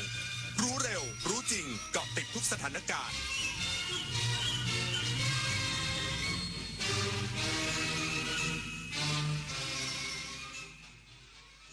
รับฟังข่าวต้นชั่วโมง 22 นาฬิกากับธราวุฒิวิชัยดิตครับ นายกรัฐมนตรีร่วมเป็นสักขีพยานพิธีมอบเครื่องหมายเชิดชูเกียรติแก่ประธานาธิบดีอินโดนีเซียสะท้อนมิตรภาพกองทัพของสองประเทศอีกสักครู่กลับมาติดตามรายละเอียดครับแสนอาลัยสมเด็จพระพันปีหลวงไทยทั้งปวงหมองหม่นก่นร่ำให้พระผู้เสด็จสู่ฟ้าสวรรคาลัยแนบดวงใจตามพระบาททุกชาติภพปวงประชาน้อมสำนึกในพระมหากรุณาธิคุณเป็นล้นพ้นอันหาที่สุดมิได้ข้าพระพุทธเจ้าคณะผู้บริหารข้าราชการและเจ้าหน้าที่สถานีวิทยุกระจายเสียงแห่งประเทศไทยกรมประชาสัมพันธ์บ้านที่แข็งแรงไม่ได้ขึ้นอยู่กับแค่ความสวยงามของหลังคาแต่ขึ้นอยู่กับรากฐานที่โอบอุ้มเราไว้ชาติศาสนาพระมหากษัตริย์คือ3สถาบันหลักที่เป็นเหมือนรากแก้วคอยยึดเหนี่ยวคุ้มครองและให้เราได้มีแผ่นดินที่ร่มเย็นไว้สร้างอนาคตร่วมกันรักษาความสามัคคีและส่งต่อความเอื้อเฟื้อให้กันและกันเสริมสร้างความรักเพื่อให้บ้านหลังใหญ่หลังนี้แข็งแรงและอบอุ่นตลอดไประ วังมิจฉาชีพหลอกลงทุนทองคำและเทรดหุ้นปลอมอ้างผลตอบแทนสูงรวยไวกำไรเร็วสร้างโปรไฟล์น่าเชื่อถือชวนเข้ากลุ่มลับและหลอกให้โอนเงินอย่าหลงเชื่อโฆษณาหรือแอปพลิเคชันที่ไม่น่าเชื่อถือในโซเชียลก่อนลงทุนตรวจสอบให้ชัดมีตัวตนจริงได้รับอนุญาตหรือไม่จำไว้การลงทุนไม่มีทางรวยเร็วโดยไร้ความเสี่ยงหยุดคิดตรวจสอบจะได้ไม่ตกเป็นเหยื่อมิจฉาชีพ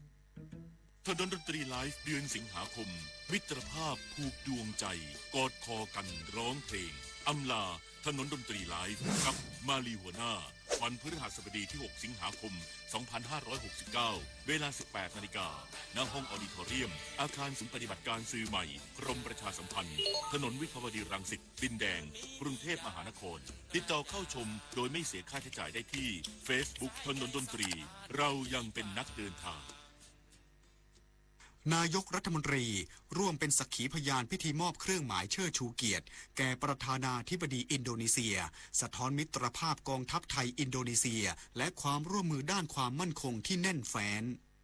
นายอนุทินชาญวิรากูลนายกรัฐมนตรีและรัฐมนตรีว่าการกระทรวงมหาดไทยร่วมเป็นสักขีพยานในพิธีมอบเครื่องหมายเชิดชูเกียรติจากหน่วยบัญชาการสงครามพิเศษกองทัพบกแด่นายปราโบโวซูบิยันโตประธานาธิบดีสาธารณรัฐอินโดนีเซียเพื่อเชิดชูเกียรติบทบาทและคุณูปการในการส่งเสริมความร่วมมือด้านความมั่นคงระหว่างไทยและอินโดนีเซียตลอดจนสะท้อนสายสัมพันธ์อันแน่นแฟ้นระหว่างกองทัพของสองประเทศสำหรับเครื่องหมายเชิดชูเกียรติที่มอบให้ในโอกาสดังกล่าวประกอบด้วยหมวกเบเล่สีแดงอันเป็นสัญลักษณ์ของกำลังรบพิเศษมีดรบพร้อมเชือกสีแดงซึ่งสื่อถึงความพร้อมรบความกล้าหาญและเกียรติยศของนักรบพิเศษปีกกระโดดร่มอันเป็นเครื่องหมายแสดงผ่านหลักสูตรส่งทางอากาศและเหรียญที่ระลึกเพื่อเป็นเกียรติและแสดงถึงมิตรภาพระหว่างหน่วยรบพิเศษของสองประเทศกติกาแก้วใสรายงานกระทรวงอุตสาหกรรมน้อมรับคำพิพากษาศาลปกครองกลางคดีเพิกถอนประกาศกระทรวงยกระดับพาราคอร์ดคอไพรลีฟอสย้ำจุดยืนเดินหน้านโยบายอุตสาหกรรมสีเขียวเพื่อคุณภาพชีวิตประชาชนนายวราวุฒิศิลปะอาชารัฐมนตรีว่าการกระทรวงอุตสาหกรรมเปิดเผยว่ากระทรวงอุตสาหกรรมน้อมรับและขอบคุณคำพิพากษาของศาลปกครองกลางที่มีคำวินิจฉัยยกฟ้องในคดีที่กลุ่มผู้ผลิตและนำเข้าสารเคมีเกษตรยื่นขอเพิกถอนประกาศกระทรวงในการยกระดับพาราควอสและคลอไพริฟอสให้เป็นวัตถุอันตรายชนิดที่ 4โดยศาลชี้ชัดว่าการออกประกาศดังกล่าวเป็นการใช้อำนาจที่ชอบด้วยกฎหมายเพื่อคุ้มครองประโยชน์สาธารณะและสุขภาพของประชาชนซึ่งคำพิพากษานี้ถือเป็นบรรทัดฐานสำคัญที่ตอกย้ำว่าการดำเนินงานของภาครัฐต้องตั้งอยู่บนหลักนิติธรรมวิชาการและประโยชน์ส่วนรวมเป็นหลักทางนี้กระทรวงอุตสาหกรรมจะนำแนวคำวินิจฉัยมาเป็นกรอบในการกำกับดูแลกิจกรรมภาคอุตสาหกรรมและวัตถุอันตรายอย่างเคร่งครัดพร้อมยืนยันความมุ่งมั่นในการสร้างสมดุลระหว่างการพัฒนาเศรษฐกิจและการดูแลสิ่งแวดล้อมโดยจะเร่งเดินหน้าผลักดันนโยบายอุตสาหกรรมสีเขียวอย่างจริงจังเพื่อยกระดับภาคการผลิตของไทยสู่มาตรฐานสากลที่เป็นมิตรต่อสิ่งแวดล้อมลดการใช้สารอันตรายส่งเสริมเทคโนโลยีสะอาดและมุ่งเน้นการพัฒนาอุตสาหกรรมที่สามารถอยู่ร่วมกับชุมชนได้อย่างยั่งยืนโดยไม่แลกมาด้วยคุณภาพชีวิตของประชาชนปฏิพล สรพรหมารายงาน ยูเครนโจมตีคลังสินค้าของบริษัทอีคอมเมิร์ซรายใหญ่ที่สุดของรัสเซียในแคว้นวลาดิเมียร์เพื่อกดดันให้รัสเซียเข้าสู่กระบวนการเจรจาสำนักข่าว AFP รายงานโดยอ้างแถลงการของนายอเล็กซานเดอร์อัฟเดเยฟผู้ว่าการแคว้นวลาดิเมียร์ซึ่งอยู่ห่างจากกรุงมอสโกของรัสเซียประมาณ180กิโลเมตรที่ระบุว่ากองกำลังยูเครนส่งอากาศยานไร้คนขับหรือโดรนโจมตีคลังสินค้าแห่งหนึ่งของไวเบอร์ลี่บริษัทค้าปลีกออนไลน์และอีคอมเมิร์ซรายใหญ่ที่สุดของรัสเซียในแคว้นวลาดิเมียร์ในวันนี้ส่งผลให้พนักงานที่อยู่ในคลังสินค้าแห่งนี้ต้องอพยพไปยังจุดปลอดภัยแต่ไม่มีรายงานผู้ได้รับบาดเจ็บหรือเสียชีวิตจากการโจมตีดังกล่าวทั้งนี้นับตั้งแต่ช่วงกลางเดือนกรกฎาคมที่ผ่านมากองกำลังยูเครนโจมตีคลังสินค้าของบริษัทไวเบอรี่ประมาณ20แห่งในหลายพื้นที่ของรัสเซียโดยรัฐบาลยูเครนกล่าวว่าการโจมตีดังกล่าวถือเป็นการกดดันให้ทางการรัสเซียยอมเจรจาสันติภาพกับยูเครนเพื่อยุติความขัดแย้งระหว่างกันรู้ปิดรู้ใช้ร่วมใจประหยัดพลังงานจบข่าวธราวุฒิวิชัยดิษฐ์อ่านรับฟังข่าวครั้งต่อไปเวลา 23 นาฬิกาครับ ติดตามข่าวที่นำเสนอไปแล้วได้ที่ www.thainews.prd.go.th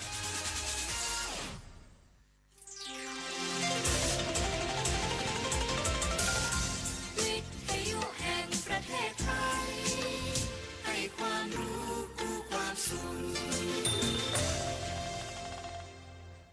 ต่อไปนี้ขอเชิญท่านฟังรายการเพื่อนฝันดำเนินรายการโดยจารุลินมุสิกพงศ์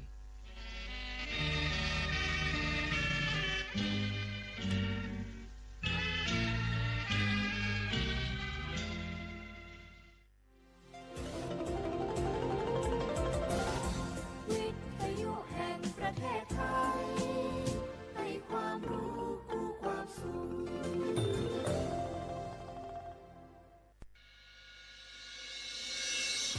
สถานีวิทยุกระจายเสียงแห่งประเทศไทยจังหวัดเชียงใหม่ AM 1476กิโลเฮิรตซ์สถานีวิทยุภาคภาษาชาติพันธุ์แห่งเดียวในประเทศไทยที่มีความทันสมัยเชื่อถือได้สร้างอัตลักษณ์กลุ่มชาติพันธุ์สู่สากล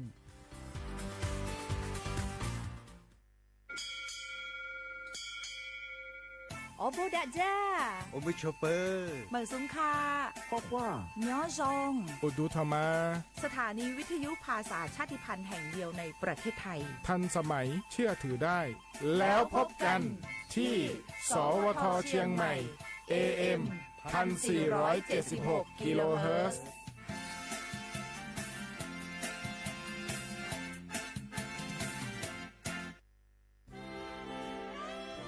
ตลอดประวัติศาสตร์ของชาติไทยพระมหากษัตริย์ไทยทรงเป็นพลังศรัทธาทรงทำนุบำรุงและอุปถัมภ์ศาสนาให้เป็นหลักยึดเหนี่ยวจิตใจของประชาชนเป็นแนวทางในการดำเนินชีวิตด้วยความดีงามศาสนาสอนให้คนไทยรู้จักคุณธรรมความดีและความสามัคคีช่วยประคองจิตใจในยามทุกข์เสริมพลังใจในยามเผชิญอุปสรรคเป็นรากฐานสำคัญของสังคมด้วยพระบารมีแห่งพระมหากษัตริย์และศาสนาอันเป็นที่พึ่งทางใจคือพลังศรัทธาที่ล้อมรวมคนไทยทั้งชาติสู่ความมั่นคงสงบสุขและยั่งยืนตลอดไปร่วมเสริมสร้างความรักในสถาบันหลักของชาติโดยสำนักงานประชาสัมพันธ์ที่ 3 กรมประชาสัมพันธ์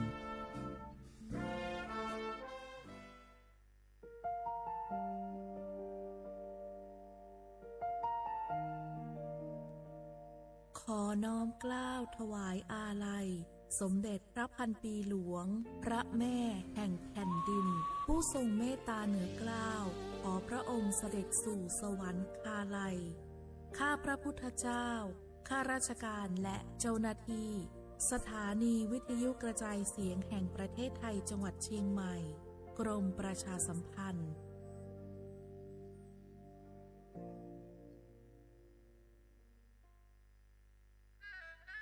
กราบก้มบังคมบาทปิยราชธิดาพระเสด็จสู่ฟ้าปวงประชาร่ำให้ครวญนานาพระกรณียกิจในดวงจิตทวินหวน ทุกข์เร้าเศร้าในสวงพระคือดวงใจไทย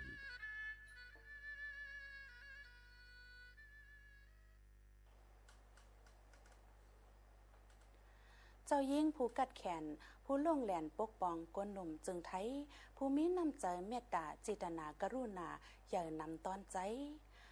ผู้ด้วยหลูลุ่มลาก้นเมืองหนังแหลงแหลดเปิงไฟ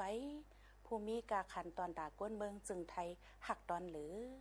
อันเจ้ายิ่งเฮาคาไหลจามปูนอนเพลับตาลืมเมืองกว่าแบดเฮาคาในเหมือนหนังโค้งกลางลงห้ามลูกกลางวันเหมือนหนังสันลอยจันลงห้ามป่าไม่เขียว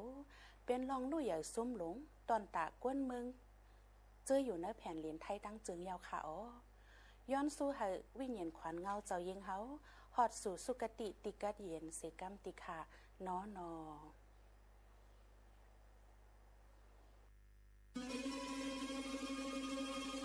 ก้าวสำคัญมาถึงแล้วเจียงใหม่นครหลวงของล้านนาสู่การเป็นมรดกโลกต่างวัฒนธรรมขององค์การยูเนสโกเมืองที่ยังมีชีวิตและมีประชาชนอาศัยอยู่ร่วมกันวันที่ 3-8 สิงหาคม 2569 นี้สภาการโบราณสถานระหว่างประเทศจะลงพื้นที่ตรวจความพร้อมจังหวัดเจียงใหม่ขอเชิญชวนภาครัฐเอกชนและพี่น้องชาวเจียงใหม่ทุกคนมาร่วมแรงร่วมใจพัฒนาปรับปรุงพื้นที่ทั้ง5ประตู4แจ่งตามแนวคูเมืองและ7วัดสำคัญวัดเจียงมั่นวัดพระสิงห์วัดเจดีย์หลวงวัดพระธาตุดอยสุเทพวัดสวนดอกวัด7ยอดและวัดอุโมงค์ช่วยกันดูแลให้สะอาดงดงามคงคุณค่าสถาปัตยกรรมดั้งเดิมเพื่อต้อนรับการตรวจครั้งสำคัญนี้ร่วมกันร่วมสนับสนุนเจียงใหม่สู่เมืองมรดกโลกต่างวัฒนธรรมโดยสวท.เจียงใหม่สำนักงานประชาสัมพันธ์ที่3กรมประชาสัมพันธ์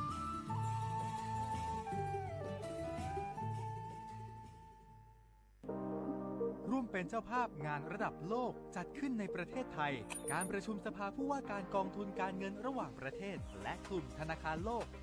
12-18 ตุลาคมณศูนย์การประชุมแห่งชาติสิริกิติ์ด้วยแนวคิดโลกทัศน์ใหม่ของไทยเพิ่มศักยภาพคนสร้างภูมิคุ้มกันในโลกที่ท้าทายมาร่วมเป็นส่วนหนึ่งของการประชุมครั้งประวัติศาสตร์เพื่อปรับตัวสู่อนาคตร่วมกันอย่างมั่นคง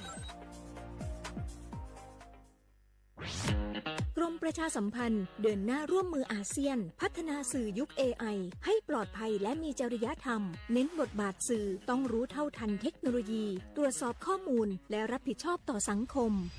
หลายประเทศมีแนวทางน่าสนใจอาทิสิงคโปร์ตั้งทีมตรวจสอบคอนเทนต์จาก AI ป้องกันข่าวปลอมอินโดนีเซียจัดทำคู่มือการใช้ AI อย่างมีจริยธรรมในงานข่าว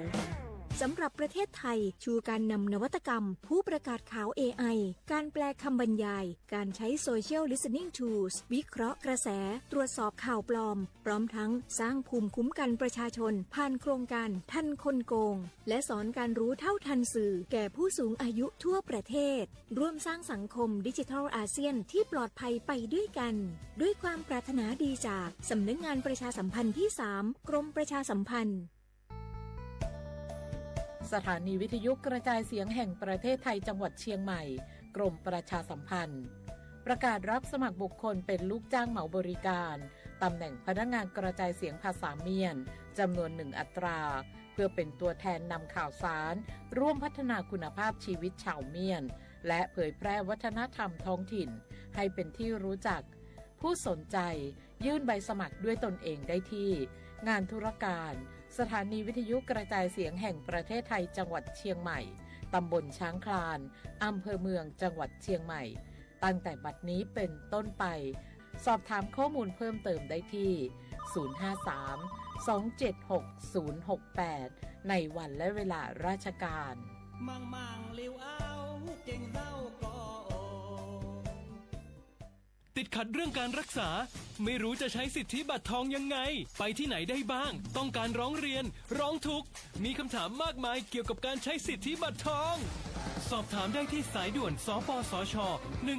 1330โทรฟรี24ชั่วโมงตอบทุกคำถามให้คุณรู้ทุกเรื่องเพื่อไม่พลาดทุกสิทธิการรักษา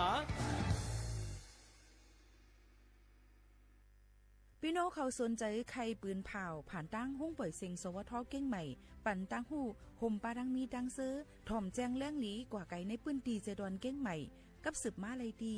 สวทเก้งใหม่หมายฝน053-276-068และ092-246-8579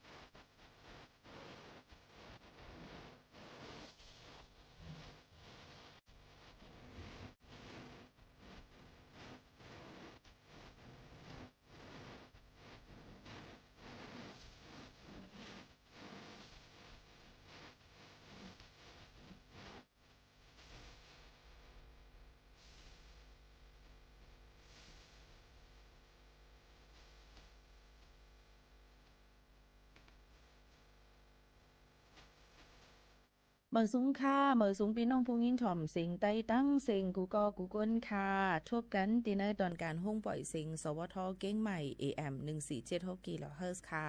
ห้องปล่อยเสียงหับการคุณตั้งเมืองจึงไทย AM 1476กิโลเฮิรตซ์ปืนปล่อยเสียงกูวันพอถึงมาข้าวยาม10 โมงถึง 11 โมงกลางเนยกลางค่ำข้าวยามจำหนังตั้งเมืองจึงไทยค่ะวันเลยเมืองนั่นเนี่ยก็ข้าวยามก็ตีเป็นไปแหลกลายกว่าซึ่งไหนค่ะออกพี่น้องเขาค่ะตอนด่านในวันเมื่อในเฮาคาฮบทบซ้อมกันเสียถึงมาเนอวันจันทร์ที่3เดือนธันวาคม2เหงปลาย26ปีใต้2เหง1ปากปลาย20ปีก็จ่า1เหง3ปากปลาย88คู่ปีพุทธะ2เหง5ปากปลาย69เป็นม่ามเลิน8รอง5คำในวันเมื่อในเสอยู่จอมขาวหมู่ขาวนวลค่ะฮบทบซ้อมกันเสียเอามาดังเพ่งความอย่ามักโฮใจเคอใต้ในนั่นค่ะมาฝากตวนจูถึงฟิงโฮใจเคอใต้ในค่ะมาฝากตวนจูถึงพี่น้องเขาให้แรงยินถ่อมจำกันดีในสิเฮามีดังซื้อเจอในนั่นค่ะโยกกว่าอะไรไปอะไรก็ให้หลอดเพเขียนกันกูก็กูเกิลค่ะผมจำพับตอนอยู่ดังเมืองเขค่ะอยู่ดังหนองแฝกอยู่ดังจอมตองอยู่ดังเก้งใหม่อยู่ดังเมืองกอกอยู่ที่หลายๆต้องตักกันเข้ามาไหลผมจมพับตอนกูก็ค่ะออนทั้งในค่ะเดออนเอาข่าวเงาลองฟิงฟ้าลาสีมาฝากตวนจู้ถึงปอแม่ปีน้องๆเขากันค่ะพอเดี๋ยวมาโดยตั้งป้อนห่องจึงไทยในฝนเดตกมาโหปากมัน60ถึง80ในค่ะในปืนตีฝนเดตกน้ำตั้งเจดวนแม่ฮ่องสอนเก้งใหม่เก้งหายลำปางพะเยาเมืองน่านเมืองตากและอุตรดิตถ์ในนั่นค่ะพอเดี๋ยวมาโดยแทงในนั่นค่ะเกี่ยวกับเรื่องลองตั้งเมืองโฮมตุ่มเมียนมานั่นในจึงเจตกตั้งไหลพองในนั่นค่ะเนาะพี่น้องเขาค่ะก็มาตุ้ยเทียงในนั่นค่ะพอมาตุ้ยนั่นในจึงเนี่ยค่ะลมกัดลมเย็นก็ตึกเลยว่าหลีฝนเดี๋ยวตกมาโหปากมาในหมอก 60% ในปืนตีค่ะพี่น้องเขาโยก็เดี๋ยวจางเฮ็ดเธอเมื่อหนังตั้งเมืองไต้เฮาค่ะหลายๆองตีก็ติฮดทบยาฝนล้มๆแหละติมีผ้าผ่าผ้าหลังอะไรเหมือนกันในนั่นค่ะมังปืนตีค่ะนะพี่น้องเขาค่ะรู้เลยด้วยว่ามังปืนตีเจอว่ากูตีกูตั้งหนังเก่าในได้ก่อมเจอหนังเก่าในนั่นค่ะเนาะเพราะเดี๋ยวมาด้วยจังไหนก็เดี๋ยวเลยหันถึงว่าฝนล้มๆในโหปากมัน60ในปืนตีนั่นค่ะพี่น้องเขาค่ะพอหมอก10 โมงถึง10 โมงไป45มันในนั่นฝนเด็ดตกนำอิดอ่อน1นี่เนาะอันนี้ด้วยจอมข่าวยามจูมองมันในนั่นค่ะพี่น้องเขาค่ะในก็เดี๋ยวเลยว่ายังตึกถูกเลยไว้ฟังกันเกี่ยวกับไปลองฝนล้มๆย้อนเพราะว่ามันเป็นข้าวฝนเดี๋ยวก็ตั้งเป็นอันมีในข้าวฝนเหมือนหนังว่าตั้งเป็นวัดไออยู่อำลีกินน้ำหวานตั้งเป็นอันลูกดียุ้งตั้งเป็นอันดีเป็นตั้งกินตั้งย่ำเฮเป็นตั้งเป็นก็จังเป็นไรต้องกว่าต้องเฮต้องเกาจำจะในกินน้ำป่นดินนั่นเพียวจะไหนค่ะหนูเลยฟังกันไว้โยกตัวสัตว์อันมาจอมข้าวผลมาได้เป็นโมงเป็นเมียงกลงอแมงจลางงูจำจะในก็หนูเลยฟังกันไว้เลยในเป็นในหว่ามันก็ว่าในหว่าในคำเฮ็ดทางลงในก็อย่าไปว่านั่นก็ยื่นเพราะว่าเฮาคาก็ยังตึกถูกเลยเพียวๆปัดๆจอมเฮินจอมยีเฮาคาอย่าไปเฮามันฮุกมันหามอย่าไปให้มีโมงมีเมียงเข้ามาแต่มาตอมในเฮินกูมันเข้ามาเป็นเพในนั่นค่ะนี่ก็มาฝากตวนสู้ถึงกันค่ะตอนน่ะเจ้าให้เจ้าโซนเจ้าหน้าเฮาเขานั่นนี่ก็เขารู้หลอมตื้อถึงหมักเขาเจ้านำให้มันหลีตัวสัตว์อันเฮาคาเลงนั่นนี่ก็รู้หลอมตื้อถึงเขาเฮ็ดอองตีอยู่จันซับอันเขาให้มันหลอดพ้นลีนั่นค่ะเนาะโยก็บ่ผ้าผาพลังข้าวฝนอย่าไปกาไปตีเนื้อกลางตรงหน้ากลางปังกูย่าผ้าผ่าค่ะนะในกอลิโกเนี่ยในนั่นค่ะฝากฟังไว้ปันค่ะโยก็เมืองตั้งเมืองแหลนลินใต้เมืองไทยเมืองมานเนี่ยค่ะตั้งตาคิเลค่ะหลายๆองตีแต่เหลียวย้อนเบอร์ว่าลองเจ้าป้ายมักมีเขาคุดแฮคุดค้ำในนั่นค่ะโยก็เฮ็ดให้ลินหยุดลินกวนลินปังโยเซเลนำก็น้ำทมน่วงน้ำเนี่ยนั่นขนาดเนาะลองตั้งเจอในก่อนหลูเลยฟังกันไว้จ้อมในนั่นค่ะพี่น้องเขาค่ะกำเนิดเขามาตัวค่ะพี่น้องเขาต้องทำกันเข้ามาเกี่ยวกับเลยลองว่าเปิ้นเตมาเมื่อวันที่1เดือนธันวาคม2เฮงปลาย26เข้าย้ำเข้ามาใน3วันในยาวเกี่ยวกับเลยลองว่าป้อเฮาค่ะอ่ำจ่ายก้าวไว้สั่งเจ้าหน้าที่ปลีกจ้อมเซ็นตาสายตั้งอันเปิ้นห้องว่าค่าปรับใบสั่งจราจรแน่เนาะเนี่ยก็เป้าว่าเฮาค่ะอ่ำจ่ายจ้อมหนังอันเฮาค่ะย่าตามตั้งผิดเหมือนหนังว่าขับรถเพ้อบนตี5ขับรถผ่าให้เขียวขับรถผ่าให้แหลง5เดี๋ยวก็ขับรถในเหมือนหนังว่าพิษปักเปิงหมายมีจำเจ้าไหนค่ะเนาะนั้นก็กึดไว้รถก้าตีอ่ำจะอองตีมันกึดนั่นเจ้าไหนค่ะเนาะพี่น้องเขาค่ะเดี๋ยวก็หลูเลยฟังกันไว้จ้อมไหนนั่นค่ะเนาะย้อนเบอร์ว่าป้อเฮาค่ะอ่ำจ่ายกาหมับมือลอมเจ้าหน้าที่ปลีกอันเปิ้นปันไว้สั่งจ้อมเซ็นตาสายตั้งจราจร นั่นเย้าในนั่นจึงเฮาขาติอำไลป้ายภาษีลดกาเฮาขามาตูเตมันมือเฮาขาก็ต่อทะเบียนนั่นในนั่นค่ะ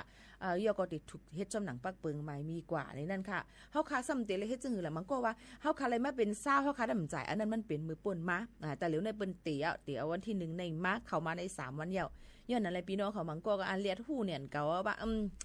ว่าเปิ้นเฮ็ดออกมาคลิปเฮอันในก็กลุ่มเลยว่ากลุ่มเลยเซกลุ่มเลยเนกลุ่มเลยว่าเขา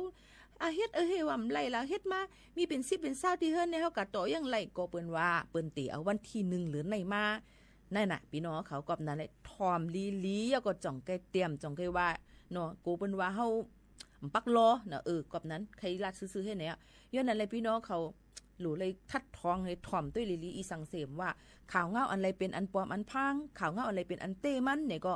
ถ่อมให้ทัดทองด้วยลีถ่อมหูไว้หูค่ะพี่น้องเขาลงตั้งจึงไหนค่ะเนาะกำได้ก็เดี๋ยวมาลาดนี่ว่าไว้สั่งอำนั้นก็ไว้อันที่เฮาญาเจ้าหน้าที่ปุริจำเสียนตาใส่ตั้งเขานั่นเตรียมย่อให้ห่ำกระจายย่อในซึ่งป้อห่ำกระจายเฮาก็เตรียมเลยป้ายวงกลมอันที่เป็นภาษีมันน่ะต่อปีนั่นสิของนั่นอันที่ปะไว้ดีนะลดกาวค่ะนั่นอันที่อำไรมาที่อำไรมาเนี่ยค่ะเฮาค่ะกดจัดกดทัดด้วยว่าเฮาขาดจ่าย5อำจ่าย5เขาก็ติดตั้งเว็บไซต์ PTM Police E-Ticket ในนั่นค่ะของเจ้าหน้าที่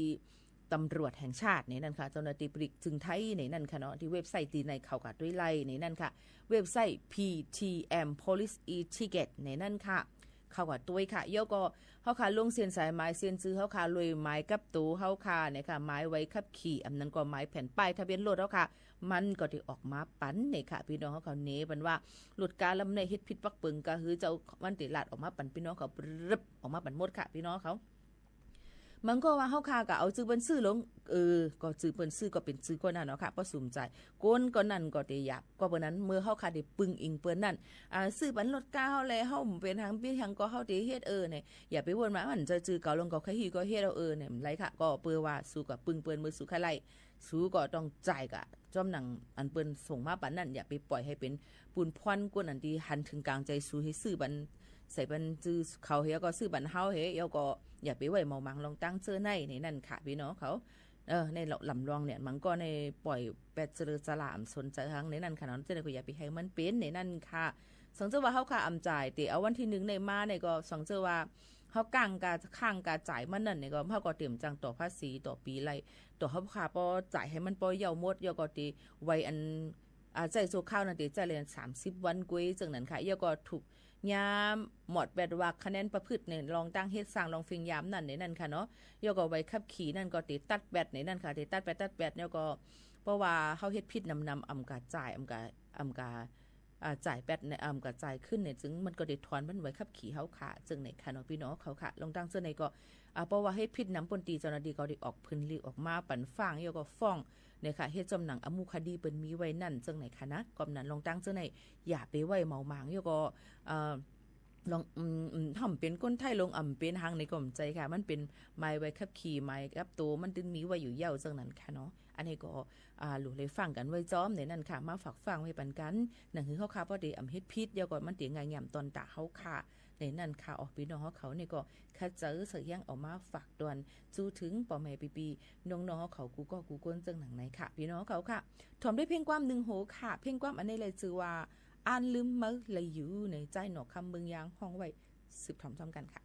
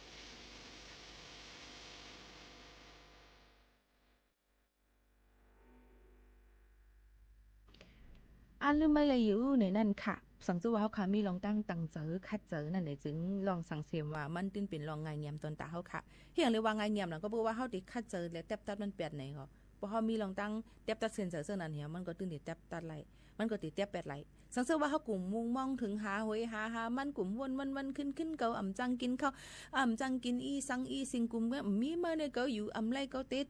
บ่เป็นเจ้านั้นมา1กินข้าวก็อ่ำหวาน2นอนก็อ่ำรับ3ในนั้นค่ะตั้งเปลี่ยนก็ติเข้ามามือพ่อเฮาค่ะอุ่นๆอ่อนๆมีแห้งกำขับแน่ไปเป็นเสื้อนั้นมาเนี่ยเฮาหรือเลยเปลี่ยนไปหลากหลายป้ายวนลองเฮ็ดลองสร้างเฮาค่ะนั่นนั่นค่ะอย่าไปเอาเจอตัวเจอเฮาค่ะกับปักไว้ปั่นก้นนึงก็เย่าเสียแลเฮ็ดเฮามันบ่สุกอกสุกใจถึงแพ้วอ่ะยุ่มลิกินหวานก้นหมังก็มันเป็นทางนั้นดูเกาลานเกาเขาก็กินมันนอนเป็นนั้นมีไหนมันมาโคเจอมันรู้แล้วเปิ้นก็ติไม่เจอจอมเฮาคาเถียงย้อนนั้นแหละย้อนกวนโกนึงนั่นสิแหละเฮ็ดให้เฮาแหล่ตังกวนหิมหอมเฮาคานั่นสุกเจอนั่นอย่าไปเฮ็ดลาแน่นี่เป็นหมอกลัดถึงพี่น้องเขาซึ่งหนังในค่ะนะบ่แม่นปีๆน้องๆเขาค่ะอันนี้ก็ติเลยว่าคัดเจอหมอกลัดบันพี่น้องเขาอย่าว่าแน่เฮาเจ็บตัดลืมแปดเฮนี่นั่นค่ะเนาะถูกแม่นเตคาย้อนความหมอกขาวไปกำขนาดพี่น้องเขาค่ะถ่อมด้วยเขาเงากันก่อนค่ะเดี๋ยวก็กำในมาถ่อมตัวแทงไหนค่ะพ่องเขาหวาในเนี่ยกำนำเปิ้นก็ได้ว่าเงื่องแวแปดเหล่ามือเขาหวาเนี่ยค่ะพี่น้องเขาต้องใจเงื่องแวเหล่ามือเขาหวาเนี่ยค่ะก็กำมังก็เฮาตื้นอ่ำกินอยู่เยี่ยวรู้เนี่ยก็ยินจมๆเนี่ยนั่นค่ะพี่น้องเขาค่ะเดี๋ยวก็กำในเฮาค่ะมาตัวเนี่ยค่ะเนาะพอเฮาค่ะเงื่องแวเหล่าในจึงตับเฮาค่ะเนี่ยมันเตลีขึ้นมาเนี่ยนั่นค่ะตับเฮาขาในตับเลยโหเจอในมันติจังเป็นหนองเป็นเย็นเลยเพราะเฮาขากินจังเฮ็ดให้เป็นตับแข็งเลยหนังฮือปกติอ่ำเป็นตับแข็งนั่นโหเจอหรือเลยแก่นแข็งอ่อนตั้งก่อนบ่โหใจแก่นแข็งได้เลียวเต็มเลยกว่าเฮ็ดให้ตับเฮาขามันแข็งบ่เฮาขาเงืองแวเราในข้าวตั้ง1เหลือนในอ่ำกินในตับเฮาขาในก็มันเตเลยลือเฮ่อในค่ะยาแอลกอฮอล์นี่มาเฮ็ดให้มันแข็งในนั่นค่ะพี่น้องเขาค่ะพอเฮาเงื่องแวเป็นเรากินยาวในจึงมัก2เหลือในตับเฮาขานั่นมันเตเฮ็ดเฮามีเซลล์ใหม่ๆเกิดขึ้นมาในนั่นค่ะยก็ไขมันอันที่มาจับตับนั่นนะมันก็ติเจิมที่หายกว่าลอยๆเนี่ยมันจะว่าหายหมดเก่าค่ะนะจึงนั้นในนั่นค่ะอยู่ที่ว่าก้นก็นั่นมันมีไขมันจับไว้นำหาซึ่งในแทงกำ1กว่าเนาะพี่น้องเขาค่ะเพราะว่าเฮาค่ะเงื่องแวเป็นนำเราแอลกอฮอล์ในข้าวตั้ง3เหลือนยาวในจึง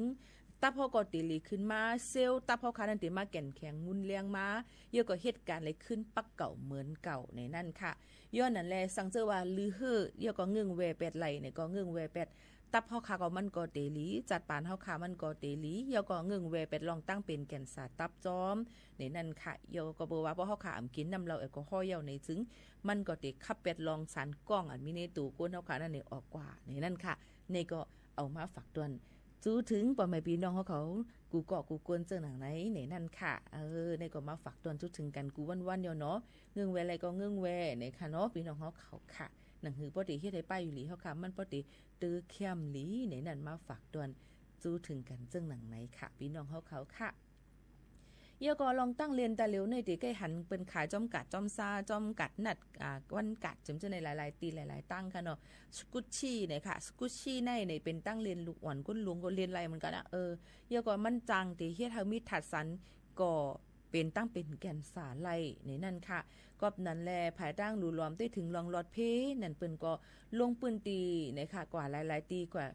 ตียอแปดสกุชีอันที่มีมอก็อันว่ามาตรฐานอุตสาหกรรมในนั่นค่ะมีลองเปิงถูกแมนจำหนังปักเปิงหมายมีนำเตอร์จำถึง 20,000 อันในนั่นค่ะไหว้เสว่ามีถัดสารกล้องอันที่จ้างให้ได้เป็นแก่นสาไลนี่ค่ะแล้วก็นั้นลองตั้งเจอในมันติดตุ้มเตอร์ต่อถึงลองตั้งเป็นนี่ค่ะตุ้มเตอร์ต่อถึงป้ายอยู่ลีแล้วก็ตุ้มเตอร์ต่อลูกอ่อนจอมเรียนบ่ว่าลูกอ่อนเขาได้ซื้อเขาได้ไข่ไล่ตรงใจป้อมเมหันว่านี่มันถูกอย่าไปซื้ออันกลางมาเนี่ยกว่าซื้อมาก้อยกะเพราะว่าอันถูกอำพันลองปักเปิงหมายมีอันเปิ้นเฮ็ดลองสร้างนั่นไหนติจังมีถัดสารกล้องถัดสารอันจังเฮ็ดได้ก่อเป็นแก่นสาไลลูกอ่อนก็ติดตุ้มเตอร์ป้าย้อนนั่นแหละอันนี้ก็หลูเลยฟังกันไว้จอมในนั่นค่ะพี่น้องเขาเมื่อพ่อเขาติซื้อตั้งเรียนมาเรียนก็อย่าไปลืมตัวว่าตรงมันมี QR โคดมัน5ว่าเป็นคู่ของอันติพันมาตรฐาน พิงฟิงปึงลองรถเพมันยาวห้าเจิมเจิงหนังไหนค่ะเนาะลงตังเจอไหนในนั่นค่ะในก็ย้อนฝากฟังไว้ปันปอไม่ปีน้องๆเขากูก็กูก้นเจิงหนังไหนค่ะเอาพี่น้องเขาค่ะ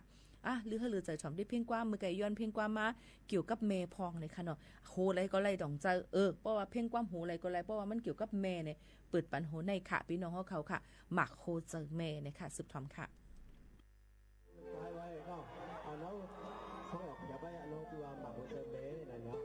ตุ้งตักพี่น้องเขาแทบกระบอนเหมือนสุนท่านะวันนี้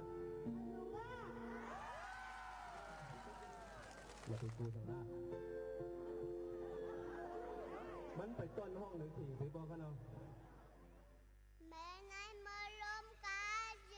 แม่นายมาล้ำยิ้มกาเจแม่นายมาตุ้มไม่หุ่งโลกมาละมาพูดอะไร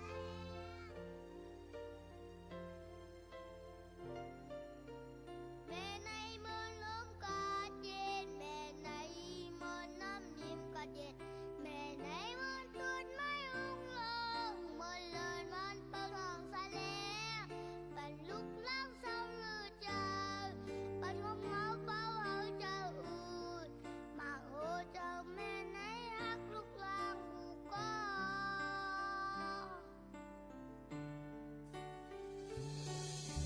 เจ็บมืออยู่ในต้องแม่ในมอหาลูกไว้เยาเกิดเลี้ยงลูกเจอปอเข้าข้างขันเจอจำตั้งใต้ในก็ตาลูกล้างตำเส้นเจอแกเคกังเจอเพเคนกุ่มหมุนแม่เจ้ากีจูในคือเยอะมาโหเจอแม่เฮาในห่างลีสุดที่ตั้งแต่เกิดอำหันมีสางที่นาโคงกลางในฮอนไม่สุดเป็นตาวันวาในอันกาเย็นเลือเปิ้นในเป็นมาโหเจอแม่เฮาเยาแม่เอ้ยแม่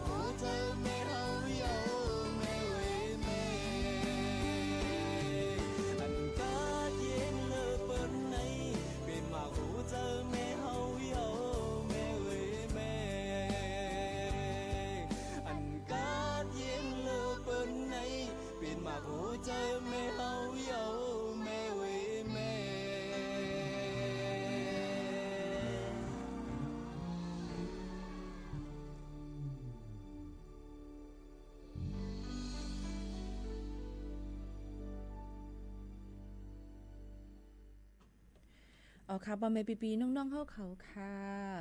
เฮาค่ะก็เลยชมกับเพียงความนะคะนี่เหลือนี่มันเป็นเรือนวันแม่นั่นน้องใจค่ะหลายพี่น้องเฮาเขาค่ะเฮาค่ะก็ดูเลย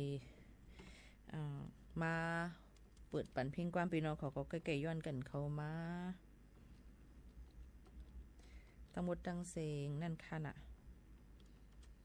เดี๋ยวก็ใครๆปอแม่ปีๆน้องๆเฮาเขานั่นนะคะอยู่ลีก้างยานเพเข็นกูสำแสนเปิงนั่นเนี่ยค่ะเพราะเฮาใครอยู่ลีกินหวานเนี่ยกูลองก่อนมันตื่นตื้อแคมลีนั่นค่ะน่ะเนาะเพราะเฮาใครอยู่อำลีกินน้ำหวานนั่นเนี่ยมันก็เฮียงก็ได้หยาบขานเจอตื้อติวาวาเนี่ยนั่นค่ะปีค่ะต่อเร็วค่ะติดต่อแม่ค่ะอันอยู่หน้านิ้วหน้าลิ้นหน้าหมักคอนั่นอ่ำไรไข่ฝากตั้งสายลมปีหมูค่ะรัดมาอะไรค่ะพี่น้องเขาจื้อว่าหังเนี่ยค่ะก็เป็นพ่อเป็นแม่จื้อว่าหังอยู่ที่แล้วก็อันเป็นลูกล่างผักตอนหาสังว่ามีตีไรเนี่ยก็ให้กับซึมมาตีไมโฟนอีสังเนี่ยก็หมอกรัดถึงกันไรเนี่ยค่ะมันกว่ากูตีกูตั้งอ่อนไล่เลยตั้งอ่อมลมกว่ากูตีกูตั้งเหี่ยวเนี่ยค่ะมันก็ดีกว่าจัดตัวกันนั่นค่ะเนาะพ่อแม่ปีๆน้องๆเขาค่ะรัดมาไหลนี่ค่ะเนาะพี่น้องเขาค่ะเดี๋ยวก็กำในเฮาค่ะมาด้วยทางอันนึงในนั่นค่ะย่ำพ่องเตเหลียวลองกัน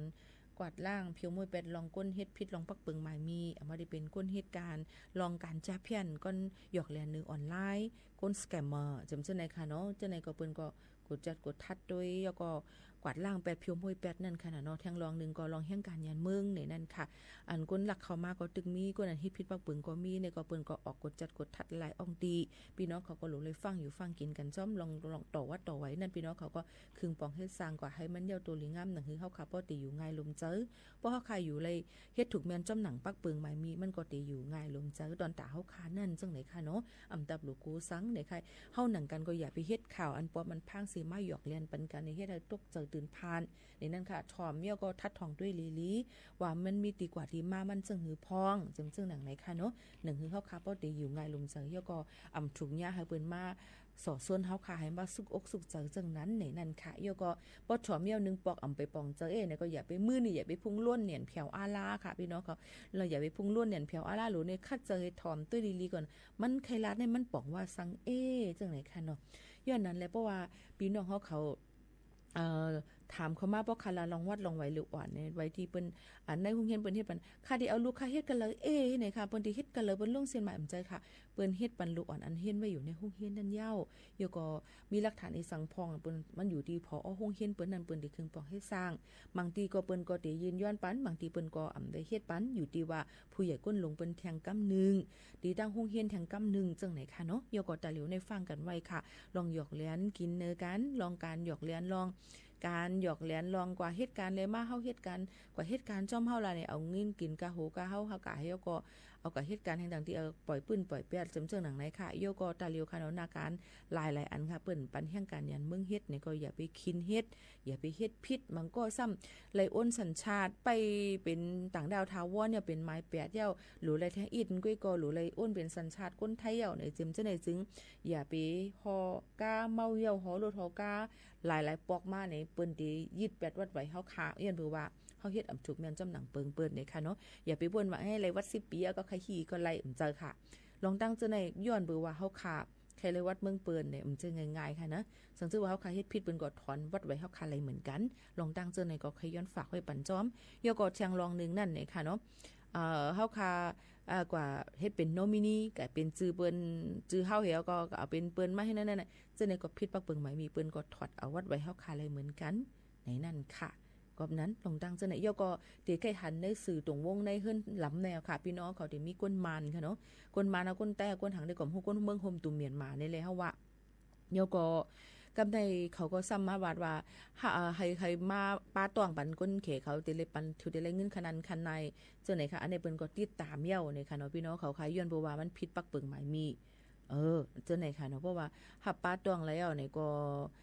เป็นลูกของก้นเขเขาเจ้านั้นเจ้าไหนหลังตั้งเจ้าไหนหากินเจ้าไหนก็ผิดปักเปิงหมายมีเป็นไก่ออนเละเป็นไก่ ใกล้อ่อนเลยอันนั้นก็มักคุเทศนั่นก็เฮาว่าเป็นก้นอันที่เป็นภาษาอ่อนเปิ้นกว่าเลยจะในเฮาอ่ำมีวัดไว้มาเนี่ยก็พิษปักเปิงหมายมีค่ะพี่น้องเขากำนำพี่น้องแต้วค่ะในจูงายเนี่ยนะคะเฮาหนังกันอ่อนกันก่อนเลยจะเนี่ยไปตุ้ยค่ะเปิ้นนี้ตียอพ่อขาเมื่อไรฟังกันไว้จอมในนั้นค่ะนะตัวหนังเฮาในอ่ำเลยกว่าสอบลองวัดไว้อ่อนเปิ้นแอลเลยในคายย่ำฮัดเฮ็ดค่ะนะพี่น้องเขาค่ะมันก็ว่าจังหนูโกสังหาเงินหนงเอาติ๊กใจเพราะมันเปลี่ยนมามันกึ่งกันนั่นค่ะนะเนาะลองตั้งจะในพี่น้องเขาก็อย่าไปเฮ็ดป่นเปลี่ยนศูนย์ในศูนย์เป็นในปักเปิงใหม่มีล่าเนี่ยค่ะกูลองกูอันเปิ้นถึงสืบจ้อมหาคาเฮาไหลหมดค่ะพี่น้องเขามันก็ว่าโกเนี่ยนะก็เนี่ยหมดเป็ดหมดกำตังว่าเปิ้นเอาไว้หมดค่ะพี่น้องเขาย้อนอะไรลองตั้งจะในฝากฟังไว้ป้าเนี่ยนั่นค่ะอย่าไปไว้เมาม้างเนี่ยค่ะลองสื่ออย่าไปเรียนจอมมันก็เนี่ยอยู่ดีไรก็ต่างอันนี้เป็นเพค่ะเป็นมีด2 คม 2 ผายลงไว้นี่ค่ะเนาะอยู่ที่ไรก็ต่างก็มาไกลเฮือนมันมีเผารู้ได้เปิ้นก็มือศอกมือเต่าค่ะเนาะมือหลักมือโจนก็จังเป็นไรกว่าเข้าตั้งกันในเปิ้นเกี่ยวข้าวเปิ้นก็สิเฮ็ดให้เฮาก็จังเป็นไรค่ะพี่น้องเขาค่ะเจอถึงก็เป็นแม่นั่งปีย้อนให้อยู่ลีกินหวานหลอดเพเสกำคาเฮานั่งคำลาวอยู่ตั้งกรุงเทพฝากความอยู่ลีกินหวานปันให้อยู่ลีกินหวานอยู่ใจค่ะเนาะอ๋อค่ะอยู่เมโจเซทอมอยู่ค่ะเนี่ยนั่นค่ะพี่น้องเขาหลายก็หลายก้นค่ะเนาะปอมีวัด10 ปีลูกเตไลวัดสังคาปอมีวัด10 ปีลูกเตไลวัดสังคาลูกก็เลยวัด10 ปีจำปอค่ะสุดท้ายเนี่ยมันกว้างเนาะพี่น้อง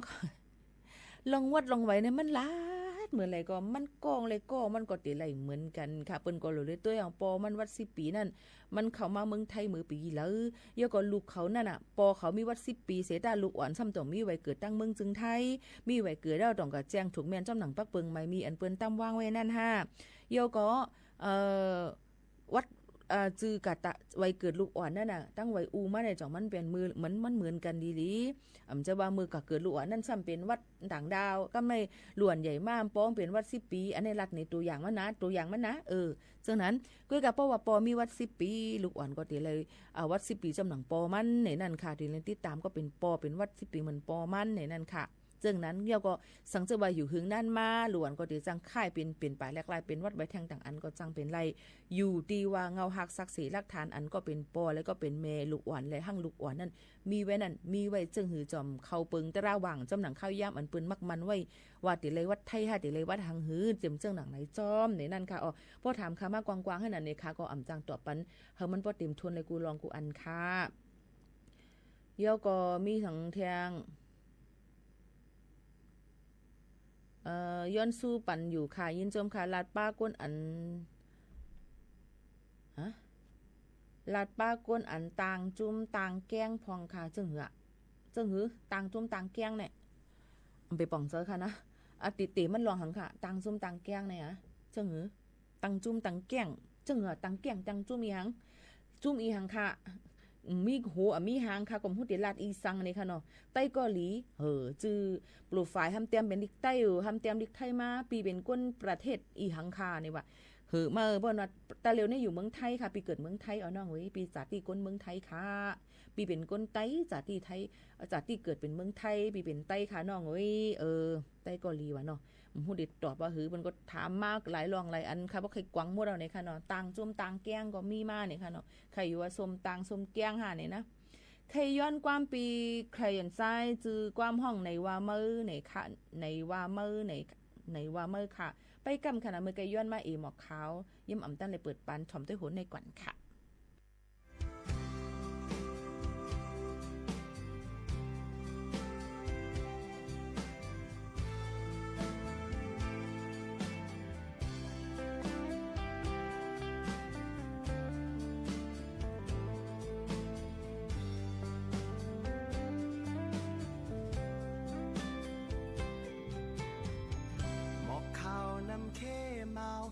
กว่าหัน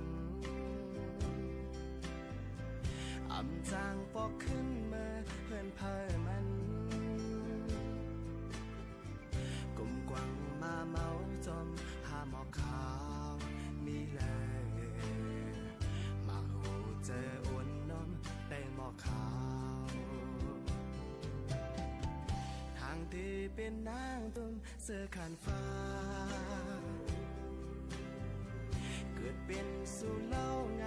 หัดหานตาจองดีจังนี้มุนเธอก็อยู่จังมาหือมาหูเจอคำขึ้นหักหมอกขาวข้าวหมอกข้าวเมาลงโตเตรียมกว่าโนเสียงลูกยิงเล่าห่างลีตาเปิดถอมด้วยคอเสียงความลานหมอกยังไหลเฟราเก่าหักเมื่อเตสาเอหมอกขาว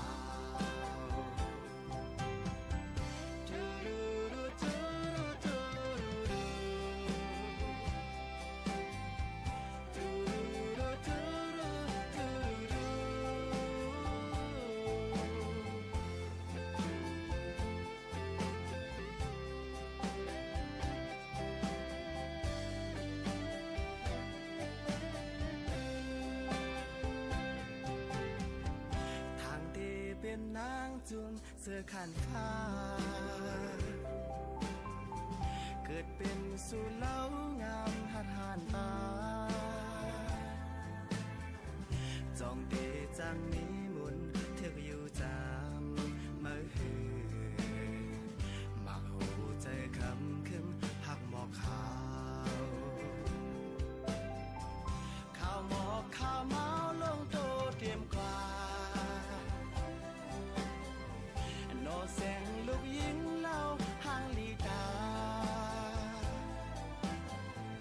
เปิดถอมด้วยคอเสียงความลาดมองยังเลยเฟราเก่าหักเมื่อปีสาเอหมอกขาวข้าวหมอกข้าวเมาลงโตเตรียมกว่าโนเสียงลูกยิงเล่าห่างลีตาเปิดถอมด้วยคอเสียงความลาดหมอก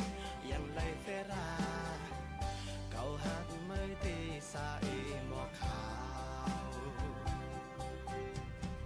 จูรูรูตูรูตูรูรู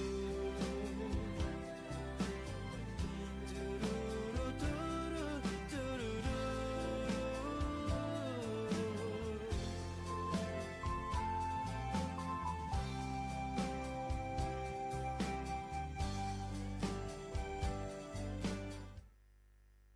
หมอกขาวเนี่ยนั่นค่ะ1เพลงความน้องโฮกของไว้ค่ะนะพี่น้องเขาย่นกันเข้ามาตั้งเฮือนลำอันนั้นก็ตั้ง TikTok ค่ะฮับชมรายดังเรดิโอออมล้ม AM 1476 กิโลเฮิรตซ์ค่ะฮับชมรายดังแฟนเพจ Facebook สวทเก้งใหม่ AM 1476 กิโลเฮิรตซ์ด้วยรายดังไลฟ์ TikTok เข้าค่ะนี่ค่ะในวงในตีเลยทบจำปีหมู่ค่ะนู้นตั้งวงเลยค่ะยันว่าวันเสาร์อาทิตย์ก็อำลือค่ะเลยมาเหตุการณ์ที่ในนี่ค่ะนะอยู่เป็นอ้อยก็อ้อยเซกันข้าวยาม 10 โมงถึง 11 โมงกลางในกลางค่ำจอมกันที่ในนี่ค่ะอ๋อตีย้อนผัดยันพี่น้องของมือกว่าก่อนเย้านะข้าวยามก็จำมดจำเซงนี่นั่นค่ะผัดมือดังเพลงความใครยันซ้ายในนั่นค่ะนี่ก็เป็นเพลงความเลยว่าในว่ามือในนั่นค่ะซึ่งในสีผัดยันพี่น้องเขามือกว่าก่อนจงขึ้นมาหบมาทบจอมพี่น้องเขาเที่ยงในตอนการเฮาคาทีในห้องปล่อยเสียงสวทเก้งใหม่ AM 1476 กิโลเฮิรตซ์ฐานก่อกับสืบข่าวที่3สำนักงานประชาสัมพันธ์ที่3เจดอนเก้งใหม่ที่ในสีขาวหมูขาวนู้นในตอนการเมื่อซุ่งค่าเนี่ยผัดยันเมื่อก่อนส่งขึ้นทบกันเที่ยงค่ะเมื่อในม่อนๆค่ะขอบใจค่ะ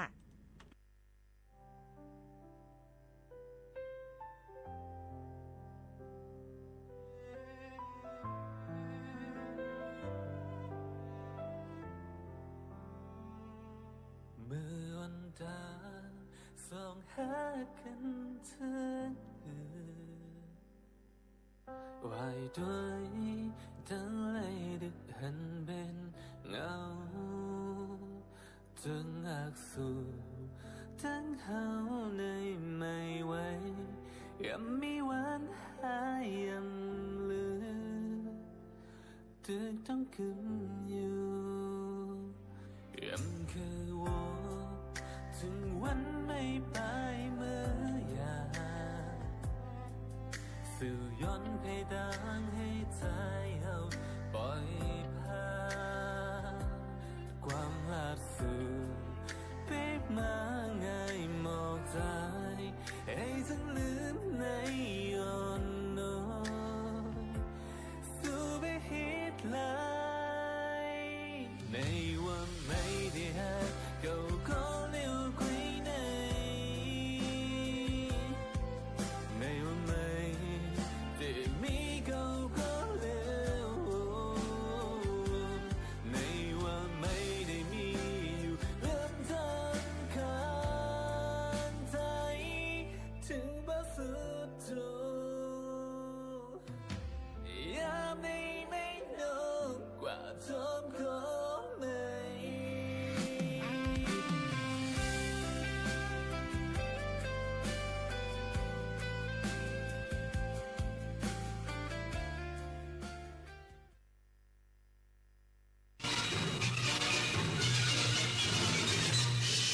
ถานีวิทยุกระจายเสียงแห่งประเทศไทยและเครือข่ายทั่วประเทศเสนอข่าวต้นชั่วโมงรู้เร็วรู้จริงเกาะติดทุกสถานการณ์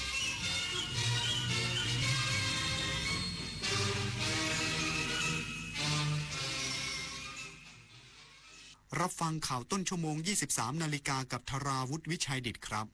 ผู้ว่าราชการกรุงเทพมหานครชี้แจงกรอบงบประมาณปี 2570 ยึดหลักงบสมดุลพร้อมพัฒนาโครงการเส้นเลือดฝอยต่อเนื่องอีกสักครู่กลับมาติดตามรายละเอียดครับฟ้าสลัวมัวแสงระวีส่องนกหยุดร้องวังเวงให้เงียบเหงามองฟ้าวันนี้เป็นสีเทาอกประชาหมองเศร้าระทมสวงด้วยพระราชธิดาพระองค์ใหญ่เสด็จคันไลสู่แดนสวงเสียงร่ำไห้สะท้อนสถานสวงพระเป็นดั่งดวงใจไทยประชาชาติศาสนาพระมหากษัตริย์คือรากฐานของความเป็นไทยร่วมกันสืบสานปกป้องและภาคภูมิใจในสถาบันหลักของชาติเพราะความมั่นคงของแผ่นดินเริ่มต้นจากหัวใจของเราทุกคนรักชาติรักษาศาสนาเทิดทูนสถาบันพระมหากษัตริย์รวมพลังความรักสร้างชาติให้ยั่งยืนระวังเพจปลอมขายสินค้าหรือบริการที่ไม่มีอยู่จริงระวังวิดีโอคอลลวงเงินเหยื่อระวังหลอกลงทุนอ้างผลตอบแทนสูงเพราะวัยไหนอาชีพอะไรก็ต้องเป็นเหยื่อของโจรออนไลน์ได้ระวังตัวก่อนคลิกทุกครั้งตั้งคำถามก่อนเชื่อทุกข้อความอย่ารีบจนขาดสติก่อนโอนทุกบาทเจอโจรออนไลน์แจ้งตำรวจไซเบอร์1441ตลอด24ชั่วโมงจำไว้ให้ขึ้นใจรีบโอนโจรยิ้มถนนดนตรีไลฟ์เดือนสิงหาคมมิตรภาพผูกดวงใจกอดคอกันร้องเพลงอำลาถนนดนตรีไลฟ์กับมาลีหัวหน้าวันพฤหัสบดีที่6สิงหาคม2569เวลา 18 นาฬิกาณห้องออดิทอเรียมอาคารศูนย์ปฏิบัติการสื่อใหม่กรมประชาสัมพันธ์ถนนวิภาวดีรังสิตดินแดงกรุงเทพมหานครติดต่อเข้าชมโดยไม่เสียค่าใช้จ่ายได้ที่ Facebook ถนนดนตรีเรายังเป็นนักเดินทางผู้ว่าราชการกรุงเทพมหานครชี้แจงกรอบงบประมาณปี 2570 วงเงิน 93,000 ล้านบาทยึดหลักงบสมดุลพร้อมพัฒนาโครงการเส้นเลือดฝอยต่อเนื่องนายชัชชาติสิทธิพันธ์ผู้ว่าราชการกรุงเทพมหานครเปิดเผยถึงการเสนอร่างข้อบัญญัติงบประมาณรายจ่ายประจำปีงบประมาณพ.ศ. 2570 ต่อสภากรุงเทพมหานครโดยจัดทำเป็นงบประมาณแบบสมดุลในกรอบวงเงิน 93,000 ล้านบาทเพิ่มขึ้นจากปีที่แล้วประมาณ 1,000 ล้านบาทโดยงบประมาณปีนี้มีภาระค่าใช้จ่ายสำคัญ 6,000 ล้านบาทจากส่วนต่างรายได้จากการจ้างเดินรถไฟฟ้า BTS ส่วนต่อขยายและค่าดอกเบี้ยโครงสร้างพื้นฐานซึ่งตั้งเป็นงบประมาณรายจ่ายประจำปีตามคำเสนอแนะของสภาเพื่อจ่ายเป็นรายปีแทนการใช้เงินสะสมจ่ายขาดส่งผลให้เหลืองบประมาณบริหารจัดการจริงประมาณ 87,000 ล้านบาทและทำให้การจัดสรรงบลงทุนโครงการขนาดใหญ่ลดลงมาอยู่ที่ราว 18,000 ล้านบาทเป็นโครงการผูกพันเดิมและเริ่มโครงการใหม่เพียง 14 โครงการซึ่งเป็นโครงการเส้นเลือดฝอยต่อเนื่องวงเงินกว่า 6,600 ล้านบาทส่วนข้อกังวลเกี่ยวกับรายรับที่อาจได้รับผลกระทบจากนโยบายรัฐบาลในการลดค่าธรรมเนียมการโอนอสังหาริมทรัพย์ที่หายไปเกือบ 5,000 ล้านบาทนั้นจะนำเข้าหารือกับรัฐบาลเพื่อหาแนวทางชดเชยรายได้ดังกล่าวพร้อมเร่งรัดกระบวนการโอนรถไฟฟ้าสายสีเขียวคืนให้รัฐบาลตามมติครม.เพื่อลดภาระทางการเงินและนำงบประมาณกลับมาดูแลประชาชนในมิติอื่นๆต่อไปชนันชิดาสังทองรายงานสำนักงานคณะกรรมการการศึกษาขั้นพื้นฐานจับมือ4กระทรวงขับเคลื่อนวาระแห่งชาติมหัศจรรย์ 2,500 วันสร้างโรงเรียนแห่งสุขภาวะนางภัทรวรรณ ภัทรบวรวุฒิรองเลขาธิการคณะกรรมการการศึกษาขั้นพื้นฐานกล่าวในการประกาศความร่วมมือขับเคลื่อนวาระแห่งชาติงานมหัศจรรย์ 2,500 วันเพื่อส่งเสริมการเกิดและพัฒนาเด็กไทยคุณภาพร่วมกับ4กระทรวงณศูนย์แสดงสินค้าและการประชุม Impact เมืองทองธานีนำข้อมูลจากโครงการสำรวจสุขภาพประชาชนไทยโดยการตรวจร่างกายมาใช้เป็นฐานในการกำหนดนโยบายยกระดับสุขภาพการศึกษาและคุณภาพชีวิตของเด็กไทยอย่างบูรณาการตั้งแต่ก่อนตั้งครรภ์จนถึงอายุ 5 ปี พื่อให้เด็กทุกคนเติบโตสมวัย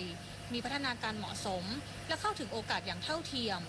โดยสำนักงานคณะกรรมการการศึกษาขั้นพื้นฐานจะขับเคลื่อนสถานศึกษาทั่วประเทศสู่การเป็นโรงเรียนแห่งสุขภาวะบูรณาการส่งเสริมสุขภาพเข้ากับการจัดการศึกษาพัฒนาสภาพแวดล้อมที่เอื้อต่อการเรียนรู้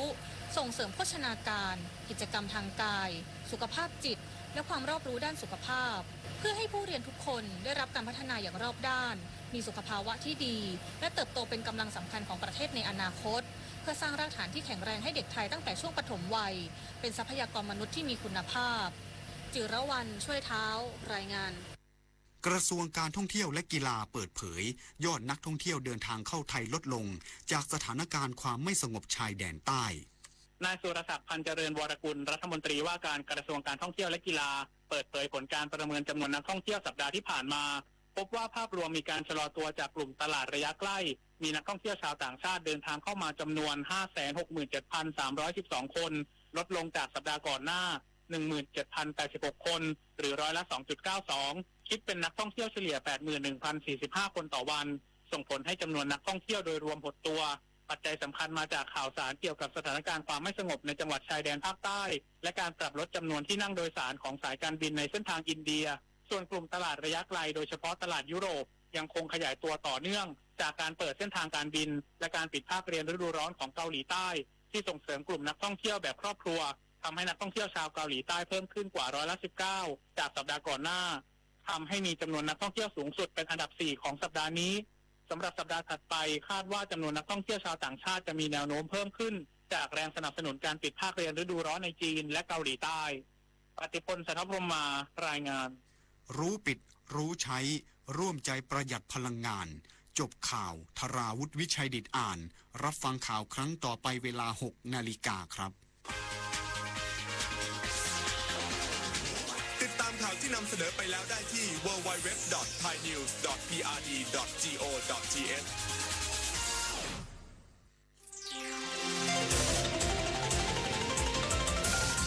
วิทยุแห่งประเทศไทย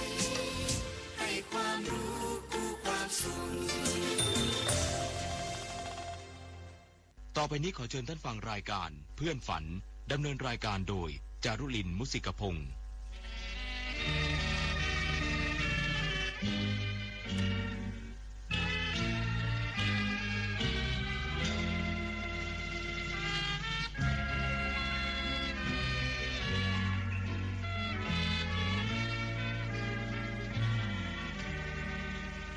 อยากมีเพื่อนร่วมฝันในวันนี้วันที่มีเสียงเพลงบรรเลงว้าวเดี๋ยวออดอ่อนเดี๋ยวเรื่องรื่นแสนชื่นบานเดี๋ยวสาบซ่านเดี๋ยวโศกซึ้งตรึงหาไทย ชั่วโมงที่2ของเพื่อนฝันวันจันทร์ที่3สิงหาคม2569บุญประกอบอบกลิ่นยังควบคุมเสียงอยู่ค่ะฟังเพลงชาติไทยที่รักโดยคุณจินตนาสุขสถิตศิลปินแห่งชาติเพลงนี้ได้จากไลน์ของเพื่อนฝันนะคะ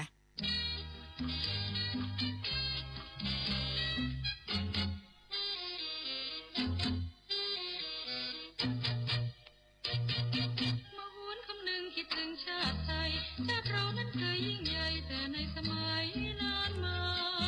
ไทยคงเป็นไทยไม่มีน้ำใจหาชารวมพลังฟันฝ่าจนวัฒนาเป็นชาติไทยเราคิดกันมาภาษาพูดกันวัฒนธรรมยึดมั่นสืบกันมาแล้วเท่าไรจึงควรยินดีที่มีชาตินั้นยิ่งใหญ่เลิศนะเราเท่าไรกว่านามว่าไทยจะสู่หูเราโอ้ชาติไทยบัดนี้แลเลี้ยวมองน้องที่ต่างคอยชิงดีไม่เหมือนเก่าย้อนหลังประวัติศาสตร์ของชาติเราสมัยนั้นเจ้าพวกเรานั้นควรนึกดูบัดนี้คนผ่านจะผ่านชาติไทยของไทยทั้งไกลและใกล้เริ่มมาไวๆแค่ประตูจึงควรคนไทยร่วมแรงและใจทุกผู้เตรียมพลังไว้สู้ต่อชีวิต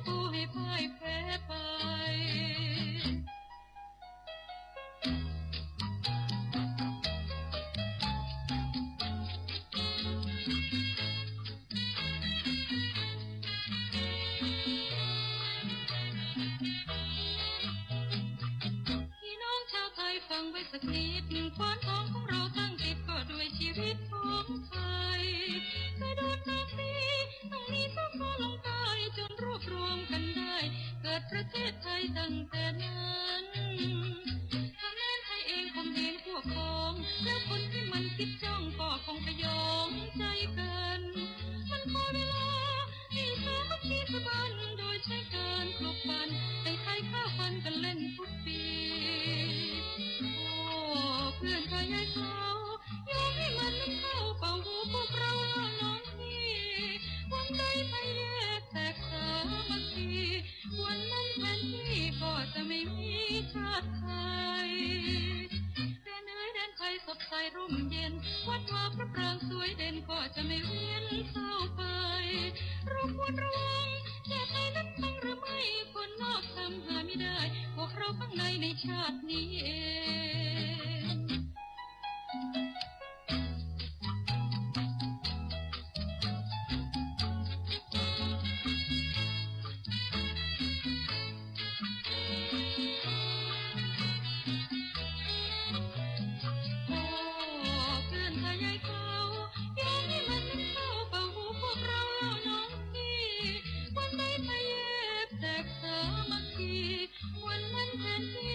จะไม่มีชาติไทย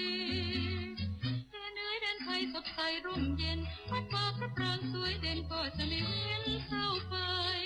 เราควรระวังแก่ไทยนั้นทั้งหรือไม่คนนอกทำหาไม่ได้พวกเราข้างในชาตินี้เอง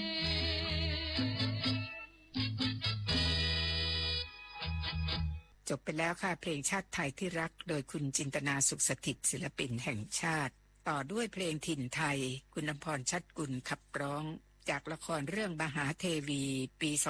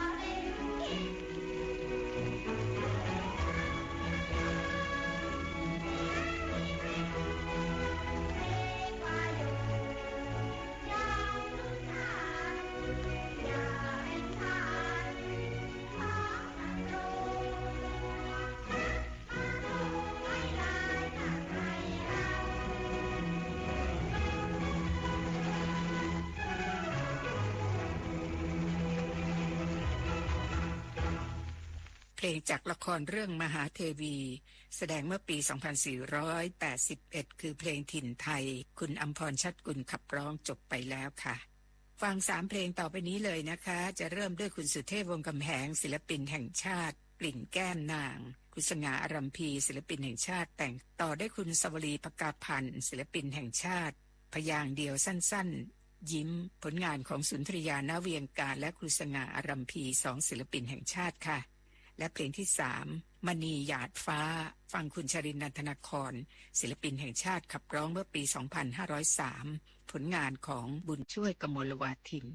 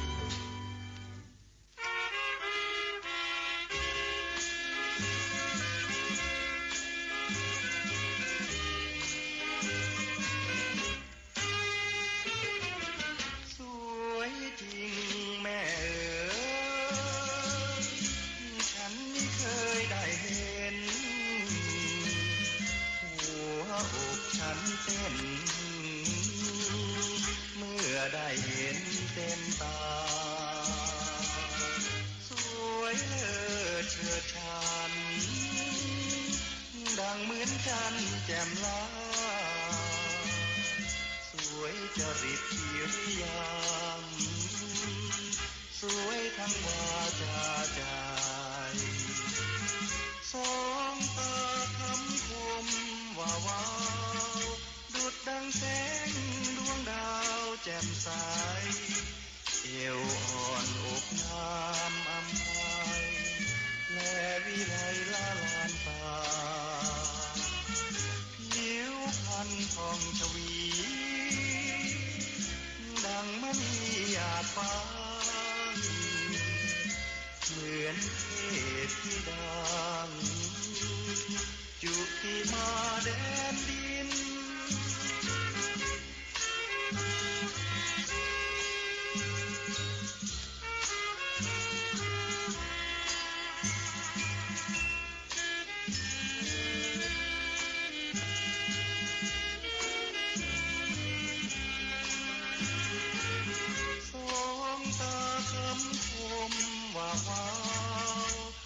ดังแสงดวงดาวแจ่มใส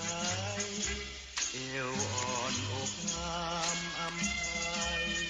และวิไลละลานตาผิวพรรณผ่องชวีดังมณีหยาดฟ้าเหมือนเทพธิดาจุติมาแดนดิน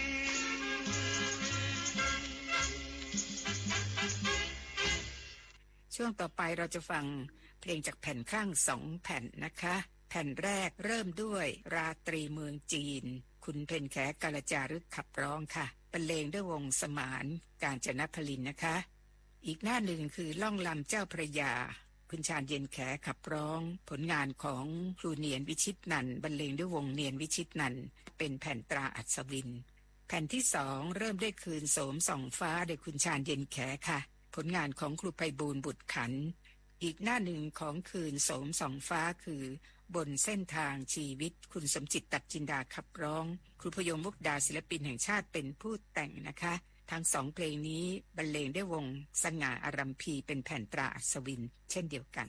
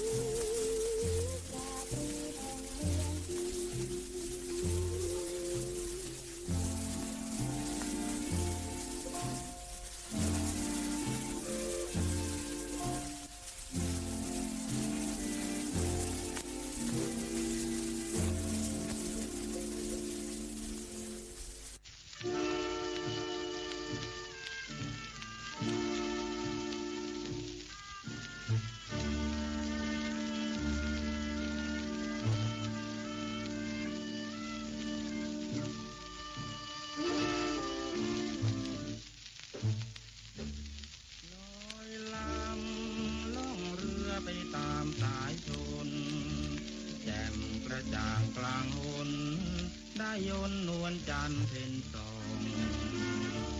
ผิวปรางนางนวลชวนให้ไปปองดูคล้ายดังทองทาบทามผิวนางเรือลอยเหมือนใจเราลอยล่องไปสุขยิ่งกว่าคราไหนหวานใจอิงแอบแนบข้างหอมกลิ่นประทินมาจากแก้มนางจนฉันต้องวางมือพายหมายกอดประคอง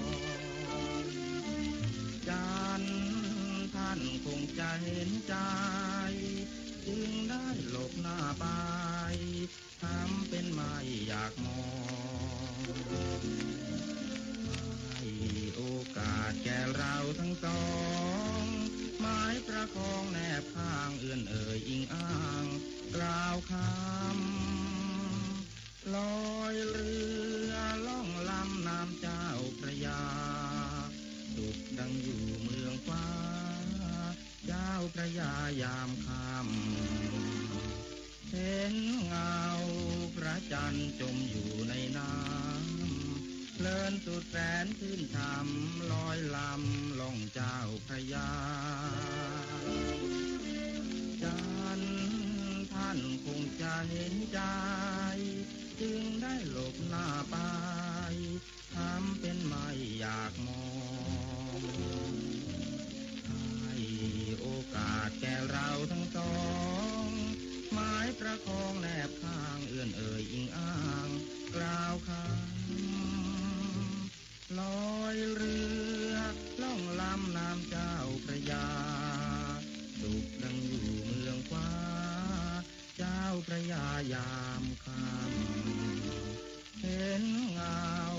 พระจันทร์จมอยู่ในน้ำเพลินสุดแสนชื่นช่ำลอยลำล่องเจ้าพระยา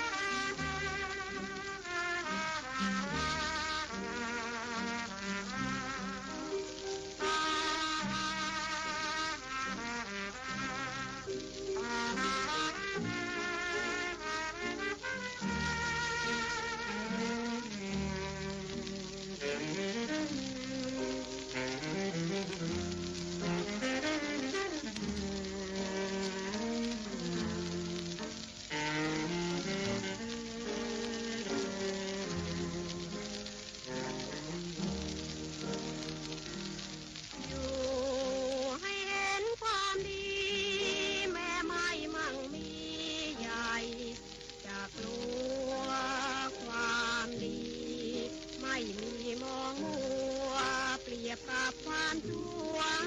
ดังดำและขาวเป็นชีวิต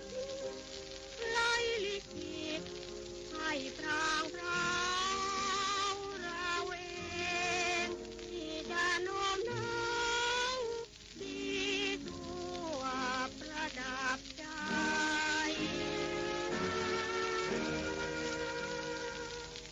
อีกชุดหนึ่งเป็นแผ่นข้าง2 แผ่นเช่นกันแผ่นแรกเริ่มด้วยรักคนที่เขารักเราดีกว่าผลงานของครูสง่าอารัมพีศิลปินแห่งชาตินะคะอีกหน้าหนึ่งจากเสียงของคุณเพ็ญศรีพุ่มชูศรีศิลปินแห่งชาติค่ะพิมพ์ครวนผลงานของครูสง่าอารัมพีเช่นเดียวกันแผ่นที่2คุณบุญช่วยหิรัญญสุนทรและคุณเฉลาวประสบศาสตร์เพลงรักฉันได้ไหมโดยวงดุริยโยธินและอีกหน้าหนึ่งก็คือรอรักร้างคุณสมศักดิ์เทพานนท์ขับร้องค่ะและคุณสมศักดิ์ก็แต่งเองด้วยบรรเลงด้วยวงดุริยโยธินฟังได้เลยนะคะ4 เพลงเริ่มด้วยรักคนที่เขารักเราดีกว่า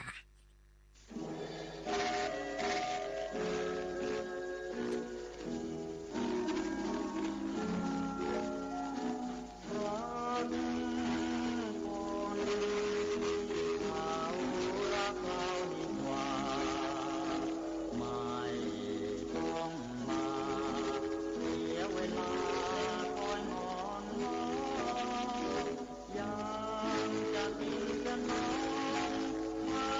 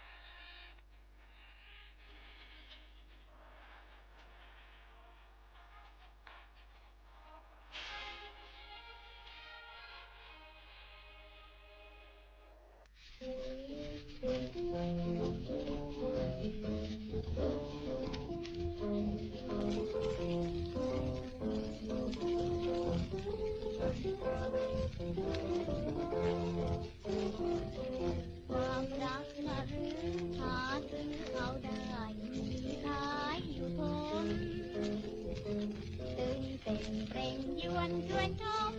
จะสูงเลี้ยวจะเปลี่ยวลมให้ชมตามใจเที่ยวหาเลือกเป็นให้เห็นก็เหมาะเจาะจงตรงไหนถูกอกถูกคอพอใจซื้อเอาให้พอใจมีแพงรองทักเอวกลมกลมทองอย่าหลงเอานะ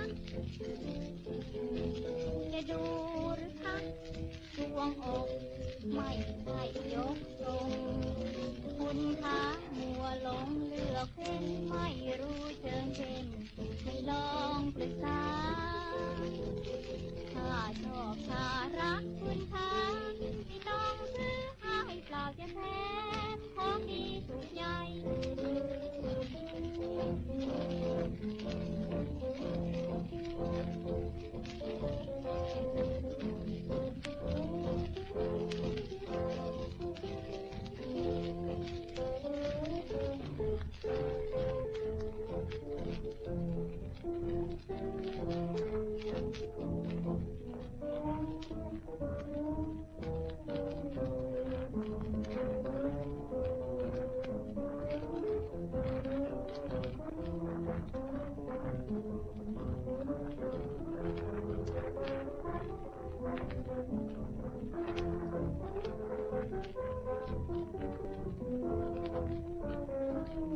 อย่างฉันอยากรู้เธอเห็นดูชอบตอบฉันได้ไหม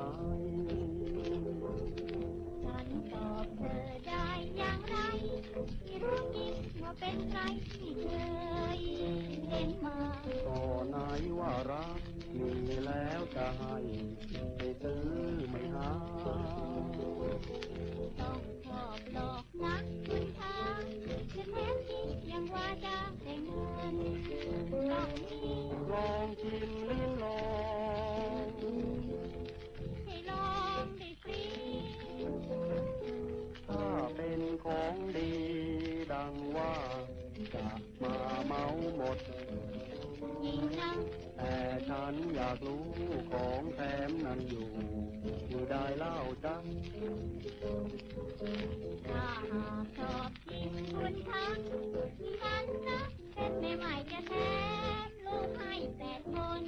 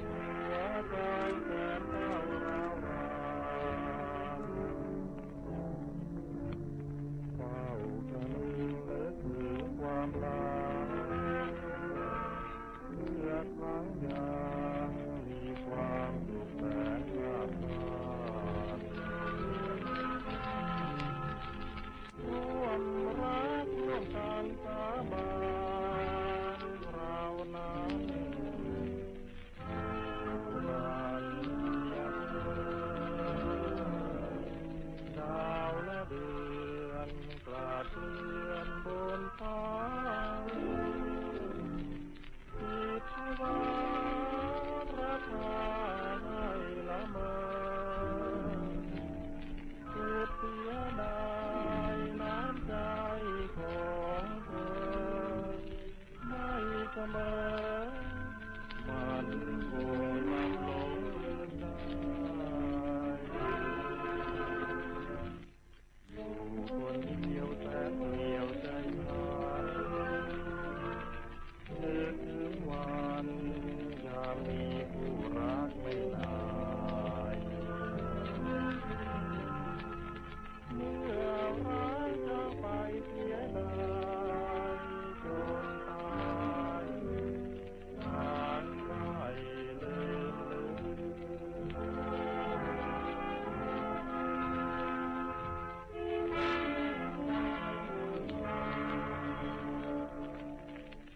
ฟังคุณบุญช่วยฮิรัญสุนทรร้องเพลงนวลน้องล่องฟ้าเมื่อปี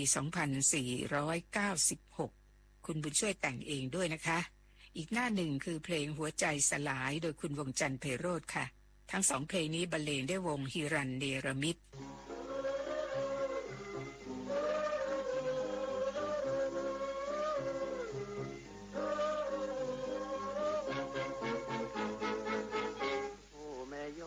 ดวงใจยอดดวงฤทัยของพี่โตพางามกว่านางไหนในธรณีแม้เพียงที่พบอย่างฝันถ้าเจ้าเป็นนางฟ้าชาวฟ้าคงหวังปองรับลมคงจ้องตะลึงมองนวลละอองหมายปองเทวีงามเอ่ยงามงอนอรชรดังอัปตนเทวาหัวใจพี่ปรารถนาควันตาต้องมาประดับดวงใจ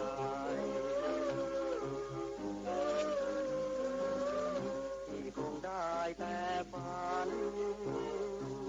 ชมพระจันทร์บนฟ้า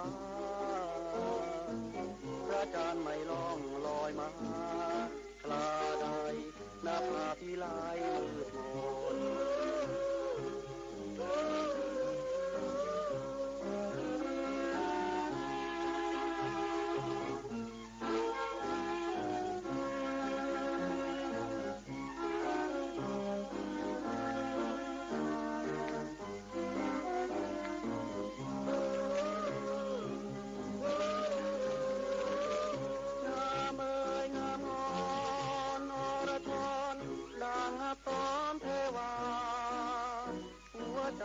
พี่ปรารถนา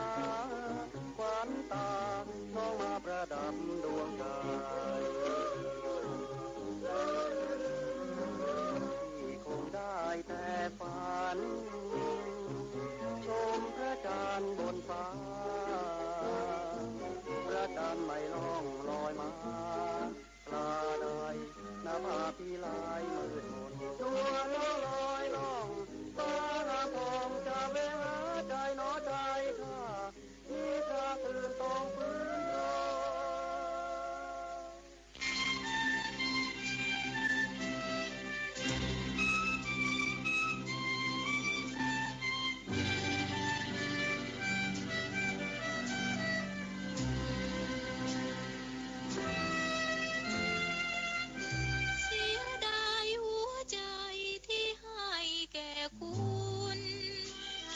คุณทุกอย่างรักคุณไม่สางไม่จางจากใจคุณลืมเสียสิ้นคำมั่นคุณปล่อยให้มันผ่านไปเหลือซากแร้กายแต่ไร้วิญญาณเหมือนไม่หายหัวใจสะอื้นน้ำคำยังชื่นช่ำใจสะท้านเป็นรอยระทมคมคืนมิใช่ฝันตื่นก็เลือนหายเจ็บปวดหัวใจคล้ายดังมีเชือน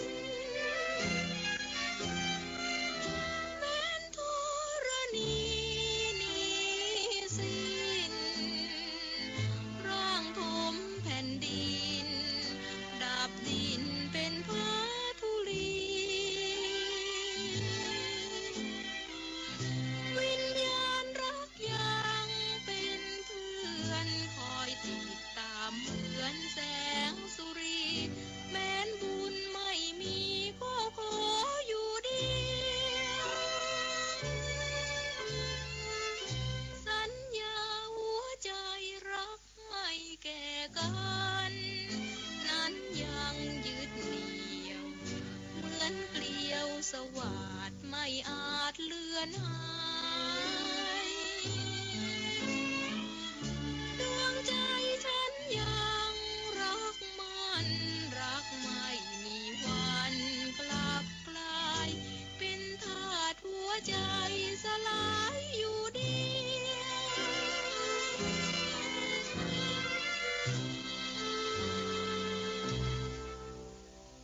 เราจะปิดท้ายรายการเพื่อนฝันด้วยเพลงใครเอ่ยคุณศรีสลายสุชาติวุฒิขับร้องนะคะคุณอาจินปัญจพันธ์และศาสตราจารย์ดรแมนรัตน์ศรีกรานนท์ศิลปินแห่งชาติร่วมกันประพันธ์คืนนี้บุญประกอบอบกลิ่นดิฉันจารุลินมุสิกพงศ์พบกันใหม่ในวันพรุ่งนี้สวัสดีค่ะ